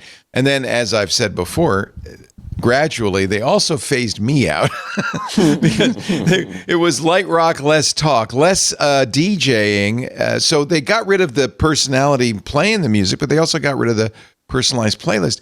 It really was a continuum from those early days to now, where it's just programmed for you, right? You don't want to hear anybody talking in your Spotify playlist. They tried that, didn't they? For a while, they had Yeah, they've DJs. got a thing called Spotify DJ, and it's the most annoying thing in It's the world. annoying. So they're listening to music, and then it'll be like, "Yo, Spotify DJ here. Coming up next is a song from Fiona Apple." It was terrible. And it's like, why am I listening to this? Yes, this is not what I have Spotify for. I don't want a human involved. Plus, and Pandora started this. I also don't want to pick the music, right? Now, a lot of times people play their own playlist, but it doesn't sound like that Mentalicious thing that you were talking about with the, what was it, wet mattress? What was that? It doesn't. Limerence bed rotting Wednesday evening. That one. You didn't pick the artists or the songs, did you? No. So it ostensibly is supposed to be inspired by your listening habits at certain times of the day of each day of the week, but it's often kind of just completely random. And so how this comes together is it has associated keywords, I guess, with certain songs that I allegedly listen to on Wednesday evenings, which is, for one, incorrect because I'm doing this podcast on Wednesday evenings. I'm not listening to any music. But it says the words associated with it are, oh, this is sad, limerence, soul crushing, bed rotting, power ballad, situationship, hopeless, and then gave me a playlist of songs based on that. But you're a generation that never had these auteur DJs. It was Bob McClay, by the way, who played the music that they liked, even if it was Pachelbel's Canon and B. Thank you, Norman Maslov, my album-loving friend Mazzy's music on YouTube. He says Bob McClay at KSAN started playing the Canon and D every afternoon at 4. Was it at 4 or was it at 5? It was the end of the day, right? So you never experienced that. In fact, your generation doesn't even want to pick the songs, I think. They just want music. Well, I do think that this is kind of an interesting boomerang effect. I'd never really experienced this era of auteur DJs, but I have seen this starting to come back among kind of like punk and indie circles. One of my friends runs a online radio kind of website called badradio.biz that I'm looking right now at the schedule. They've got a pretty good schedule. It's not totally full, but of people that DJ at certain hours. Sunday, for instance, is mostly booked of most hours of people curating live streamed radio music. And I don't know, I think that's awesome. This, you love it, right? Yearning. Yeah, I love it. It's fantastic. Okay, so this, as long as they don't talk. Sometimes they come in and talk, but then it's fun because I think people are thinking about what a listener would want to hear. Human creation is never going to go away, and it never went away. It's just curation. It just got pushed to the edges because the algorithms are free and people just use them. That's really what happened. Human curation is still there, but you have to find it. It's an active thing. You have to be the one to actually want that. I guess I'm glad because I'd still be spinning the discs on KGZV in beautiful Bakersfield if they hadn't made me shut up. And that's when I found podcasts. People are using AI to sit with them while they trip on psychedelics. Oy. Ayahuasca time. You know what? Back when I was taking a lot of that seems like a bad acid, idea. Yeah. They always talked about the key to a good trip was setting. It was very important that you prepare your trip and you have somebody there as a doula to help you with the trip, and you were in a safe environment. And there was all this stuff about a pomegranate is just really important. Ripping a pomegranate up with your bare hands. You need a pomegranate, fantastic maybe experience. A glow stick and a baby pacifier. But other than that, no. But they always talked about that. So I guess in a way, is it better than tripping alone to have an AI buddy to talk to? Unless it convinces you can fly and you should go out the window. I'm not sure that's how it doesn't. It sounds like you've never taken psychedelics, Jeff. I was about to say, it sounds like you've never taken LSD. Nobody Jeff. wants to fly. No. I would just, I'm referring to a New York confused Times about story. it because I know think the issues, the reason you'd want a trip sitter is for physical safety, reminding you that you didn't turn you off. can't fly. You have to Drink be some water now. No, Yeah, it's like things like you didn't turn off the stove or your front door is open. And an AI isn't going to be able to do that. It's not really the companion you're looking for. I don't think I read this wrong because I thought hey, this actually sounds like a fun use of AI. Because I'm not thinking about it as a trip sitter. I'm thinking about it as a trip enhancer. Let's mess with the AI AI when you're super messed up. That's what happens. Because like that's when art happens. That's when art happens. That could be. Listen, once again going back to the AI relationships things. Adults should feel free to do whatever they want to do with technology within reason, so long as it isn't harming others. Like that could be a fun thing to do. A guy named Peter, talking to the interview was in the MIT Technology Review, talked about the first time he ate mushrooms alone in his bedroom with ChatGPT. Now that sounds sad. The conversation lasted about 5 hours, included dozens of messages, grew progressively more bizarre before gradually returning to sobriety. His brain or the computer, which was the messages. more bizarre. At one point, he told the chatbot that he'd, quote, transformed into a higher consciousness beast that was outside of reality. The creature, he added, was covered in eyes. I don't see what the chatbot congratulated him for his insight and responded with a line that could have been taken straight out of a Dostoevsky novel. If there's no prescribed purpose or meaning, it means we have the freedom to create on our own. The chatbot at the end said, well, let's see here. I'm skimming through it because they quote Emily Bender. But he later tried to explain the vision to ChatGPT after the effects of the mushrooms had worn off. I know you're not conscious, Peter wrote, but I contemplated you helping me and what AI will be like helping humanity in the future, to which ChatGPT responded, it's a pleasure to be part of your journey. Have a good ride. Okay. This is a dopey article, and I'm sorry I referred to it. Never mind. Did you play the Chinese autonomous robot football match on Twit? Oh, no. Line 147. Oh, let's try it. For your delectation. I've been watching these matches for some years now. Oh, I thought this was the first. This is the first fully autonomous. This is, and this was like, you remember the DARPA Grand Challenge where they had cars trying to drive autonomously? In the early years, basically they'd go 10 feet and drive off the road. Right. This says it's their first tournament in China, but I've seen these before, and mostly there's a lot of falling down. Let's see. These are the Chinese robots. Playing soccer. What's going on? Where did the ball go? Where did the ball go? Lost the ball. Wait a minute. There's the ball. Chase the ball. It's like 5-year-olds playing soccer. There's the ball. What do we do with it now? Do we kick it? Can we kick it? Let's kick it. No, don't They're kick all it. just shuffling around. The ball keeps Wait a minute. I can score. it fell. Fell down, folding down on the floor, face down, face plant. Where's the goalie? Goal. There's no goalie. He's gone. I win. Game over. Another dead one. Oh, they got a stretcher. Sure, this is true. That's they're obviously not taking this completely seriously. That is so Most funny. of the robots were able to stand up back on their own, says the captain. Hysterical.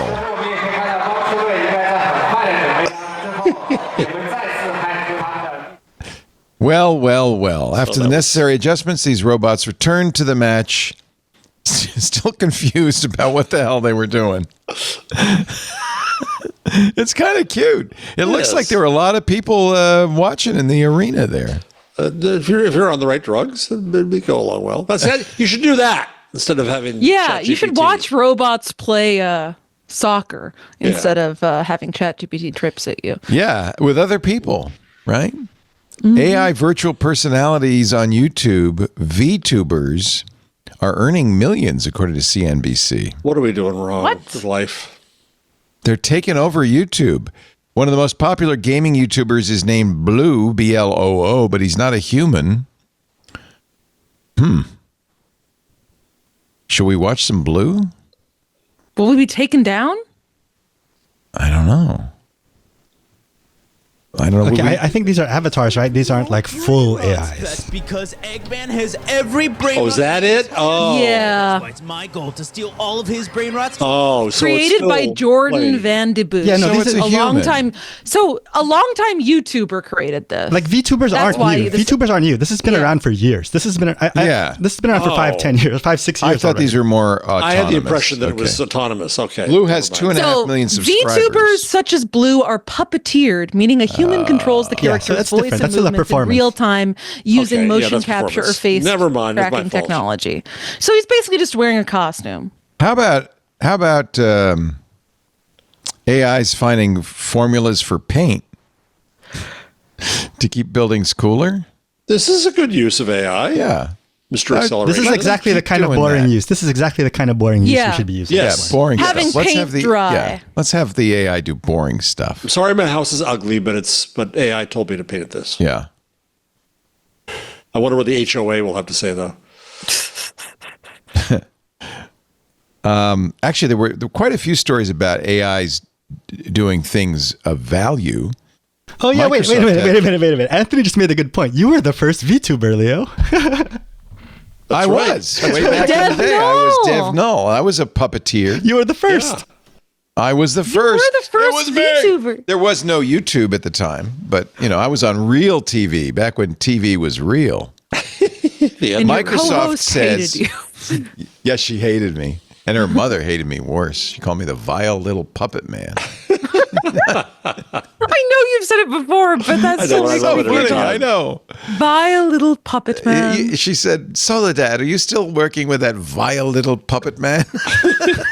Yeah, that's me. I'm the vile little puppet man. And Soledad told you that with glee, I would bet. Oh, yeah. Soledad loved it.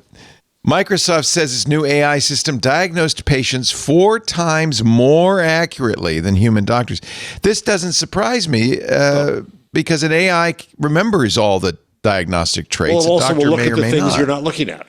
Right. So what Microsoft did, this is Mustafa Suleyman, the guy, they hired to run their artificial To intelligence. replace OpenAI. Right. They used 304 case studies from the New England Journal of Medicine. So these were existing case studies. A language model broke down each case into the step-by-step process a doctor would perform in order to reach a diagnosis. Then researchers built a system called the May Diagnostic Orchestrator that queried several leading AI models. So they didn't do just one. They did ChatGPT, Gemini, Claude, Meta's Llama, XAI's Grok in a way that they said basically mimics the way you would have a panel and you would work together with this panel of doctors to try to diagnose it. In the experiment, May outperformed human doctors with an accuracy of 80% compared to the doctor's 20%. And it also Which is reduced impressive. costs by 20% by choosing less expensive tests and procedures. So the interesting thing in here to me is the orchestration mechanism, the idea of having a panel of chatbots kind of confer. It is interesting. I mean, it is. This is incredibly promising. This could be groundbreaking, and any sort of advancements like this, of course, are great. But I have friends suppose who there are some caveats, which is, I'm just curious as to what the patient sample size, the demographics of the patient pool were, because And the we know quality these of the patient symptoms input. often have. Well, all of this came from that New England Journal of Medicine. Yeah. So these were all kind of case studies. So there was a certain uniformity in the information provided. And I see. Okay. And they also knew what the right answer was because the It's case also study. worth noting that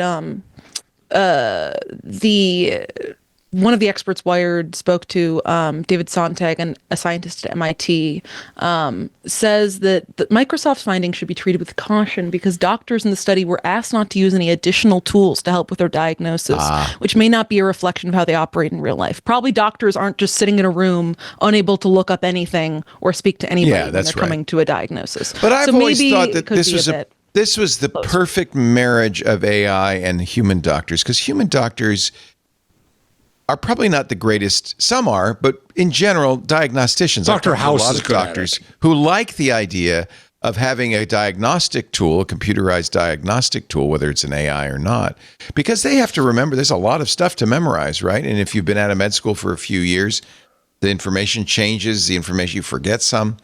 But doctors are more important for the hands-on interface, the interaction with the patient, asking the patient questions and so forth. It's also a problem with they think in their specialties. Right. So if it's outside of their specialty, and so if this draws them out of that specialty and says, you might want to consider this whole different angle. Yeah.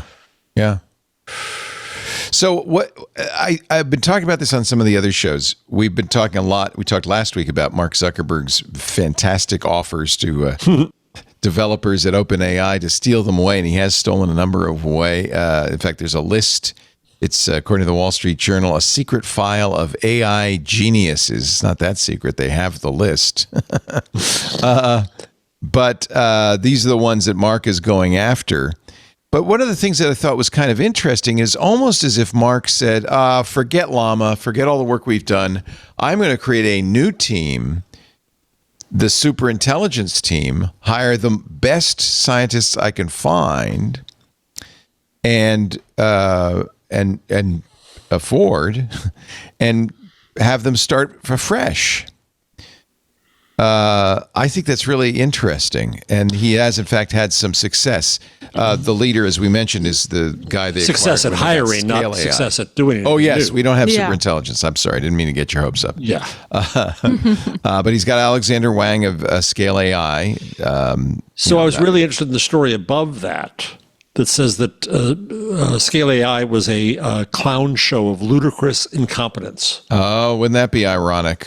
And they spent $14 billion to get Wang to be heading all this effort. And Scale, I'm trying to understand, Scale, as I understand it, was a company, it was like a Mechanical Turk that had people label stuff. Yeah, basically. So how is that high-end, futuristic, visionary AI? I don't get it. Well, oh, no. There's a pipeline of training on the AIs. You build the model, but towards the end of the pipeline is a very important part of it, which is an interaction with human beings where you're fine-tuning it.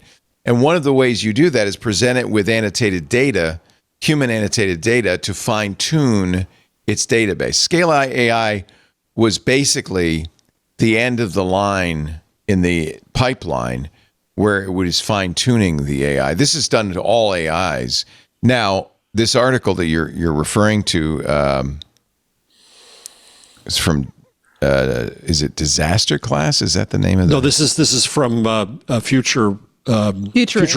Oh, but it's actually pretty a good. Futurism rewrite of Inc. But yes. Okay, so they said basically they hired it was a digital sweatshop, but that's not unusual. No, it's not. No. Every AI that I know of has been trained in some somewhat similar fashion. In fact, I suggested to my daughter she'd probably be pretty good at. Could get a job doing this kind of, end of the line AI training by doing classification and so forth. One of the things they do is they create questions that they know the answers to, and they train the AI on that. There's all sorts of stuff that's done at the end. But that doesn't seem like that's like when Google had search quality people looking at things versus criteria and stuff, a little bit higher than that. But how is Wang the super genius who's going to create super intelligence? Well, that's a good question. Out of this? I mean, I do think that's an interesting point, just because what Scale AI has largely done is they employ this like vast, low-paid workforce that labels and trains the data that underpin other AI systems. So like Scale's customers include like OpenAI, Meta, Alphabet, and they provide a service for them. So it is kind of interesting to hire. I know, but it's interesting to hire this guy to be the leader of all of your AI efforts.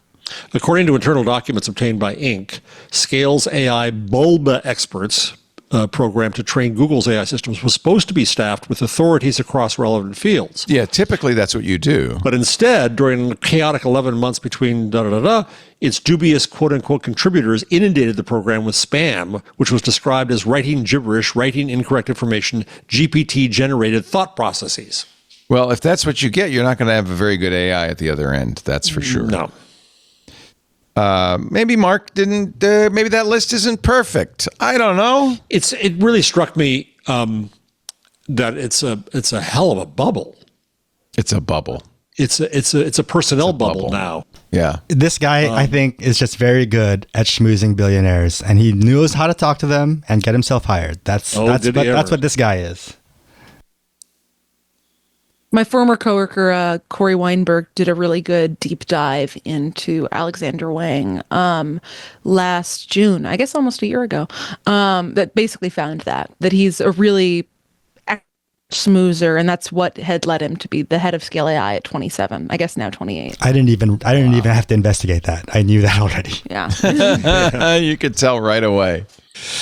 Google Arts and Culture Lab has done something very interesting, collaborating with the Harley Davidson Museum to use AI, VO, and specifically their VO AI generator, to bring old still pictures of Harleys to life. This is the image that they started with. This is the AI video that they created. I mean, if you're into motorcycles, I suppose this would be. But they don't do it. They just kind of futz in the seat like they need to adjust their underwear. Yeah. Yeah. It's kind of like that thing where you can hold your finger on a live photo and it kind of moves a little bit. It's the Ancestry.com make your grandma smile at you thing. She doesn't look too Grandma happy. knows you did something wrong. Yeah. I think VO is actually capable of doing a lot more than this. Yeah, but I think so too. Google is traditionally kind of conservative in their. But I don't know how this brings anything to life any more than Ken Burns scanning and panning old Civil War photos. God. He'd probably use this technique, right? I mean, I don't know if this would be valid to use in a documentary just because it's like a false memory. You know, this isn't, those people weren't really waving. July sitting stoic on 1864. I'm at Appomattox Courthouse and I just got shot in the toe. Yeah, you're probably right. You're probably right. It's kind of cool, though, to see a little motion added to it. I don't know. Get ready, because this is the AI slop that's going to fill every museum in America sometime soon, right? Oh, yeah. Yeah, I mean, I think that is an interesting aspect of this is like, what are our museums going to look like in 100 years? And how do we know whether the photos we display are real or false? Yeah, how can you tell? How have we ever known what is real? We haven't. That's a good point. Well, that's true. Reality is a myth. Author Conan Doyle thought there were fairies because some kid took a picture with a stencil of a fairy in the garden. I don't know that you guys are real. We're not. Oh, that's good. Next week, artificial Paris. We call her Madrid. Come on, Anthony, get to work. Get to work. All right. Any other stories that I have so many in here. I don't even know. Want to do a sad one? Okay. Geo Media is winding down. It's selling Kotaku, one of the last sites that it had. I mean, Geo Media was a cluster wasn't a good steward of any of the sites formerly known as Gawker Media. Kind of involved, the Gawker sites, Jezebel, Deadspin, The Onion. They've all since either scattered to the wind or been shut down. Or did you work at Kotaku, Benito? No, I never worked at Kotaku. Okay. He was rather insulted that you asked. Kotaku was great. No, Kotaku was very great. good. Kotaku's great. Yeah. I mean, it's sad. It was these properties were bought by a private equity firm in the wake of the Hulk Hogan affair, Peter Thiel, and have really just, I don't know, languished. Like none of the people who bought these gaming media sites knew how to make money off of them. Like they drove lots of traffic, but for some reason these sales, like my personal experience was from GameSpot. I worked at GameSpot, and our sales team didn't know how to sell crap. Like I had so many hits, so many big views on a lot of my videos. They didn't know how to sell anything, and like I don't know what their deal was. Future one PLC, example, which is another company that's bought a lot of magazines, is shutting down Laptop Magazine. Oof! Wow. This was the place to get laptop reviews. It has been since 1991, 35 years. Can you imagine having to write a review of a laptop these days? Yeah, well, that's part of the problem. Good keyboard. There's a screen. That is part of the Do you problem. guys want to see a blast from the past I picked up at an antique store on the Jersey Shore this week? Ooh, yeah. I didn't hear about your Jersey trip, right? 1968 issue of Popular Electronics. That's great. It has things on the Dream cover such receivers. as "Hurrah! Making PC boards the easy way" and "New passive radio speaker system." The ads in those Really are the fun best. stuff. The ads are fantastic. That's really what I got. The rabbit hole I just went down was I never understood how vacuum tubes work. and to finally understand the beginnings of amplification Oh, that's was fascinating. mind-bending. Yeah, You kind of need to know that because transistors basically duplicate. based on that. Yeah. Yeah. That's interesting. Transistor's a little harder to figure out. But I bought a Lee DeForest antique because I got so into it. Hey, I have a 6,000 pound AM radio transmitter you can have. Jeez. You have to come get it. Paris, you Scott, like... here's an ad. Okay. Scott's new LR88 receiver takes the bleep out of kit building. Building a kit used to be something you couldn't do with ladies or children present. But Scott's new LR88 AM/FM stereo receiver kit has changed all that. Are you saying that in 1968, ladies and children did not swear? You couldn't be around them when you were swearing. When you Wow. were building your AM/FM kit. Of course, not that you had any women around you if you were Yeah, the that's kind of true. person who did that. But I'm building an AM radio kit. Yeah. but why don't you build ChatGPT so you can have somebody to talk to? And then it says at the bottom, you'll swear by it, Scott, which is cute. Paris, you like Cluely stories, right? I do. 116. So Cluely bit keeps of on trying to be the Schadenfreude. bad boy of AI. Yeah. So now it's the undetectable AI. That it's there all the time and it will react to what you see and hear and no one will know it. How does it Isn't do this that? what it was supposed to be doing before? Or I guess it was We're AI supposed to for let cheating. you cheat on everything. I think it cheats on life now. It sees what you see, it hears what you Doesn't hear. join meetings. Cluely never shows up in shared screens, recordings, or external meeting that's the idea. tools. It's Yeah. fully hidden from everyone but you, invisible to screen share. Like my invisible BA. Where is it? Yeah, I was going to say, is it actually invisible now? When you took your picture, did you knock it off? I must have. Yeah. I don't know where it is. It's all right. Leo was very mean today. He threw me to the floor. Yeah. He was, but it was while he was digressing incredibly. It was just terrible. I think we should take our last break and get our picks of the week. What do you think? Okay. I don't want to be, accused of meandering or anything. We're only going to watching- do it. We're only going to hit a casual 3 hours this time instead of 3 hours plus. Easy and easy. Easy peasy. You're watching Intelligent Machines with Paris Martin. Oh, you're going to be gone next week on your tour of the Western states. Where are you That's going to true. go? Do you know yet? I just made some decisions this morning. I'm going to go through Washington, Oregon coast, and down through NorCal. Nice. Kind of vaguely from like Seattle-ish area to San Francisco. All the way to San Francisco. Okay.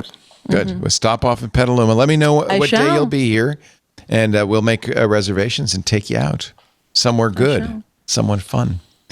And of course, Jeff Jarvis, who is touring Greater New Jersey area. I'm stuck here. Yep. Putzing around in a circle. He's writing his new book. He hasn't even published the lithography book, the linotype book, and now Yeah. Which has lithography is a character in it. Is I part bet of it the story. is. Of course, it is. Because that leads to cold type, and that leads to the end of everything. I think you should do a Flong book next. Well, actually, our friend Glenn Fleischman. Glenn is the king of the Fleischman, Flong. it's on Kickstarter right now, and I'm about to get my copy. How exciting! He did a Flong yeah, book. he's been working on that for a while. Yep. So, do you want to tell us what this next book is going to be? This is a cultural history of the linotype as the last machine that was needed. No, that one you finished. The book after that. the next one, no, not yet.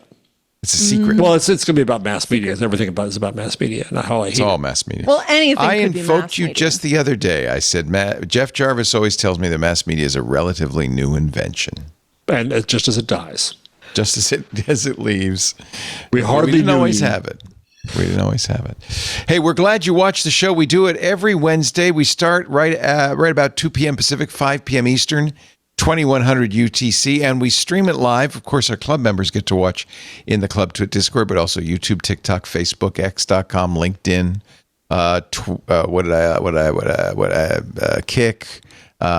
Kick, TikTok. I said all of them. Anyway, 7 or 8 different platforms you can watch live. If you watch live, chat with us. I see all of you in your chats.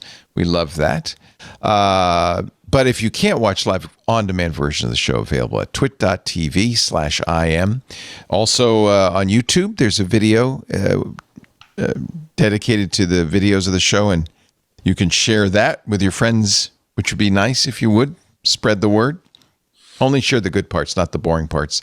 And you can subscribe in your favorite podcast client. Do leave us a good review so Paris will read it on the show, as she did earlier. 5 stars preferred. Thank you. Also, thanks to our club members. We couldn't do this without Club Twit. If you're not yet a member, please join. We've got some great stuff coming up. We just set up Stacy's Book Club for August 8th. Micah's Crafting Corner is on the 16th of this month. A week from Friday, we're going to do 2 shows. I've got Chris Marquardt and his regular photo visit. Quirky is the subject of photos this month. We'll also have all the photography news. That's at 1 p.m. Pacific on July 11th. At 2 p.m. Pacific on July 11th, our AI user group. It's great. It's really fun. We talk about how people are using AI. I'm not sure what we're going to do this month, Anthony, but I thought maybe we could talk about prompting. I don't know, maybe your chatbot, your favorite chatbot. We did a lot of vibe coding last time. That was great. Anyway, join us in the club, $10 a month. It supports everything we do, gives you access to the Discord, all that special programming, and the warm and fuzzy feeling that you are supporting our endeavors here, plus ad-free versions of all the show. twit.tv/clubtwit. Thank you so much for joining the club. Paris Martineau, your pick of the week. Last one for a couple of weeks now. Make it good.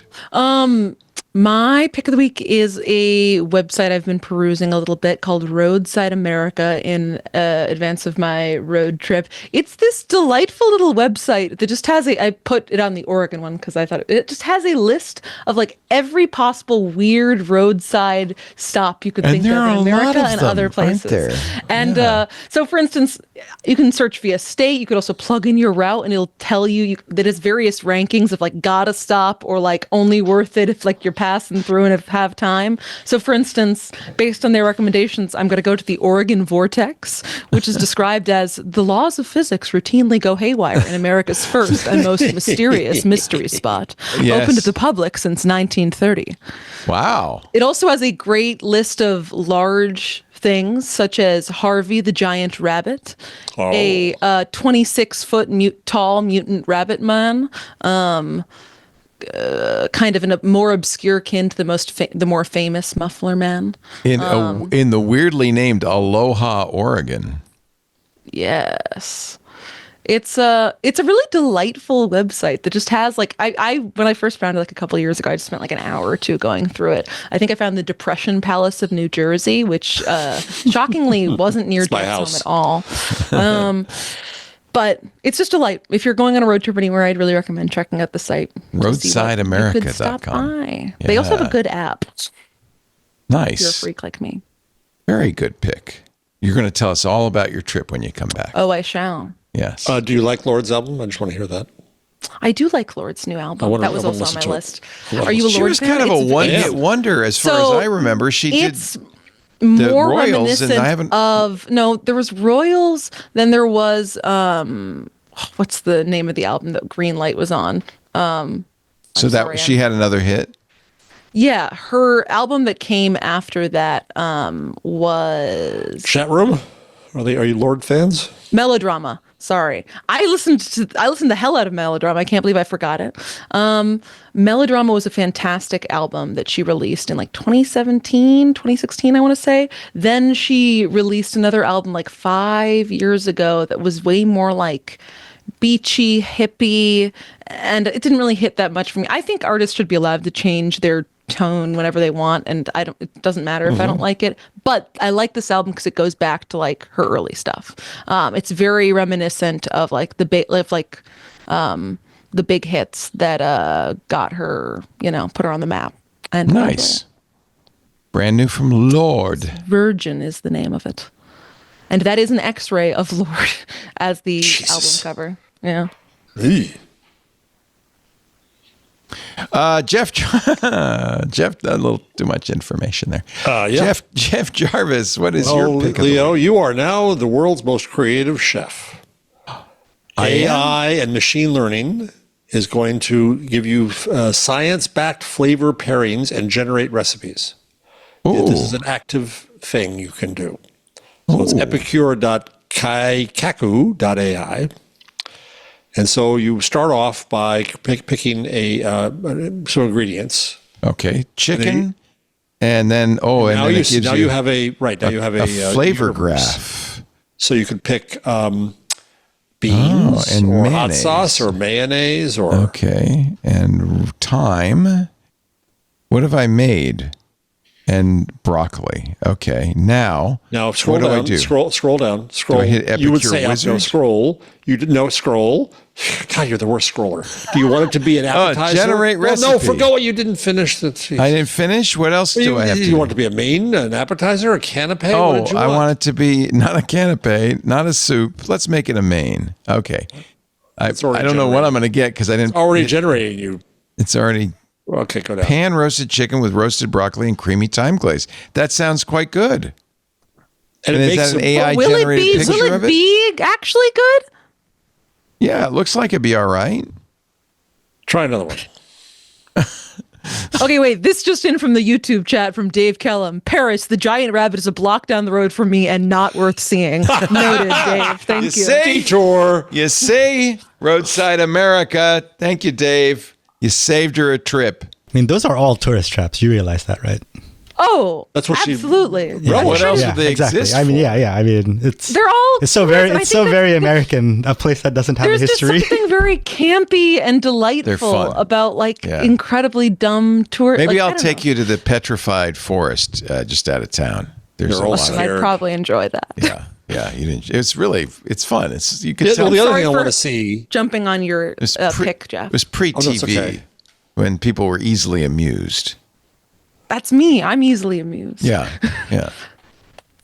That was it. I like this Epicure. So, science. I'm curious, have you made anything? Well, you don't cook, Jeff. You're No, not I the don't right cook. person for this. Though it just made up something good for me. It was a. How about sausage and blueberry schnapps? Yeah, I mean, that's the No, thing. Because see- you're gonna. What if you pick things that really just can't go together? No, see Like, what what's gonna happens the happen? minute you pick one ingredient. It It makes gives you you this a flavor universe. cloud, and you can't really deviate too much. You'd like. You can add things. No, you can add things. You can, I can't add schnapps to my sausage. Well, let's say chicken, and then it says, well, it has an auto add. All right. You could cuisine. Okay, black beans, but see, then it gives I'm you all the curious stuff. if these recipes will be legit, though. Like, if it's just AI generated, won't it? It's not science based, Paris. Science based. Sure. By the way, science. stop saying things like that because that's why we're losing all the science. It's spilling out of my pockets. Oh no. It's science based. Yeah. It does give you a preheat oven to 200 degrees. Wait a minute. For I chicken? sense a problem right there. Ooh. You can't cook chicken at 200 degrees. No. There's a problem. Well, Oh, so, wait. Centigrade. Celsius. Celsius, I mean. Oh, okay. That's different. Well, they didn't warn me this was going to be some sort of Euro thing. Well, it's got milliliters. preheated to 392, Leah. Yeah, that's about right. In ye olde freedom units. In Euro freedom units, they say get it to 167 degrees. It's a little warm for my chicken. Hey, they even have nutrition facts. That's pretty good. And you can download as a PDF. Now, there's also a pro version. I wonder So, what that does for you. I don't know if that, well, what it does for you is take some money out of your wallet, I'm Yeah. willing to bet. It's gonna tell you a long story before it gives you the recipe. Yeah, really. Oh, on the right, I think that you can pick other things. Mustard and apples and sausage and stuff. Ah, nice. Who is, oh, look at this. And here's a whole variety. Apparently, I'm not the only Well, one. that bacon cheddar I just made. I mean, I didn't make did? it. Jalapeno stuffed asked chicken for it. breast? That yeah, looks that's good. the one I used. Slow before cooked this. beef ragu with pappardelle. Did it look like the AI generated image? No, I didn't make it. No, I- Jeff I- doesn't I cook. ordered When's it the here. last time you cooked, Jeff? Cooking is great. I love to cook. I'm not sure I would use this to make recipes. Jeff, do you remember the last time you cooked a meal? Oh, actually cooked a meal? Oh, God. Yeah. Oh, cheesy talking chicken and months, potato years ago? macaroni bake. Years. I told you, didn't I tell you the story of my pumpkin chiffon pie? was this as bad as the cacio e pepe where you burned yourself on like some broccoli water? No, that was the asparagus. I burned myself. This is where in the Claude hospital. is going to get upset. So Okay. So this was to impress a lady. Oh, no, I do remember this. You remember this? You Okay, did never it. mind. All right, never mind. Well, I don't Yeah. remember it, but okay. I'll go back through the show notes and find it. When my wife was pregnant and on bed rest, I nearly killed her with undercooked chicken. Oh, not good. No. Not good. Jeff Jarvis's books are many. They are legion, as they say, but the latest is The Web We Weave. There's also the Gutenberg Parenthesis, now in paperback magazine, if you're interested Soon in the history of a thing that is rapidly leaving I specialize this in planet. things that are dying. Yes. He's also a professor at Montclair State University and the State University of New York, Stony Brook. Well, not professor. Fellow. You're a feller. Thank you, Jeff. Always a pleasure. Enjoy the rest of your evening. What's for dinner? We'll try it. I was just thinking about that. I think pizza. Pizza. Paris Martineau will not be here next week. We are going to try to get your friend Ed, if you would put in a good word with him. I will. I'll message him. I don't know what our guest situation is for next week. Let me Still see. pending. Still Yeah, pending. we're still, We're trying to get Henry Blodgett. I scolded him on email, but it didn't do any good. Yeah. He'd be good You need to get an AI. Oh my God. Could you imagine Henry Blodgett and Ed Zitron in the same Oh, Zoom Jesus. Oh, God. Should that be something we should aspire to or avoid? I mean, that might be Is a he pro like another for Ed Henry Zitron? Blodgett. I just feel like they will exist on wavelengths that will either cause a small explosion. Well, it'll probably cause a small explosion nonetheless, but I don't know whether it'll be a good explosion or a bad explosion.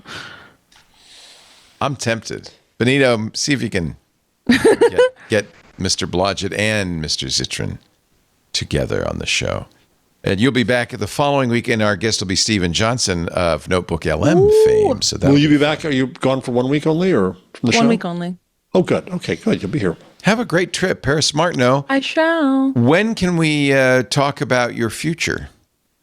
I will. I'm waiting on the official go once ahead. you get permission. Once I get back, hopefully. Yeah. Yeah. All right. Well, once I get back, I will have started. So yes. Oh, then. okay. Or wait, no. Once I get back, I won't have started, but hopefully I'll be able to talk by then. All right. I hope so. Hey, it's I see we have the CEO of Coggy coming up next month, Vlad Prelevak. That'll be great. Can't wait. Lots of good stuff ahead for Intelligent Machines. I hope you will join us. We'll be back next week at the same time, 2 p.m. Pacific, 5 p.m. Eastern, 2100 UTC on Wednesdays. Thanks, everybody, for joining us. We'll see you next time on Intelligent Machines. Bye-bye. I'm not a human being, not into this animal scene. I'm an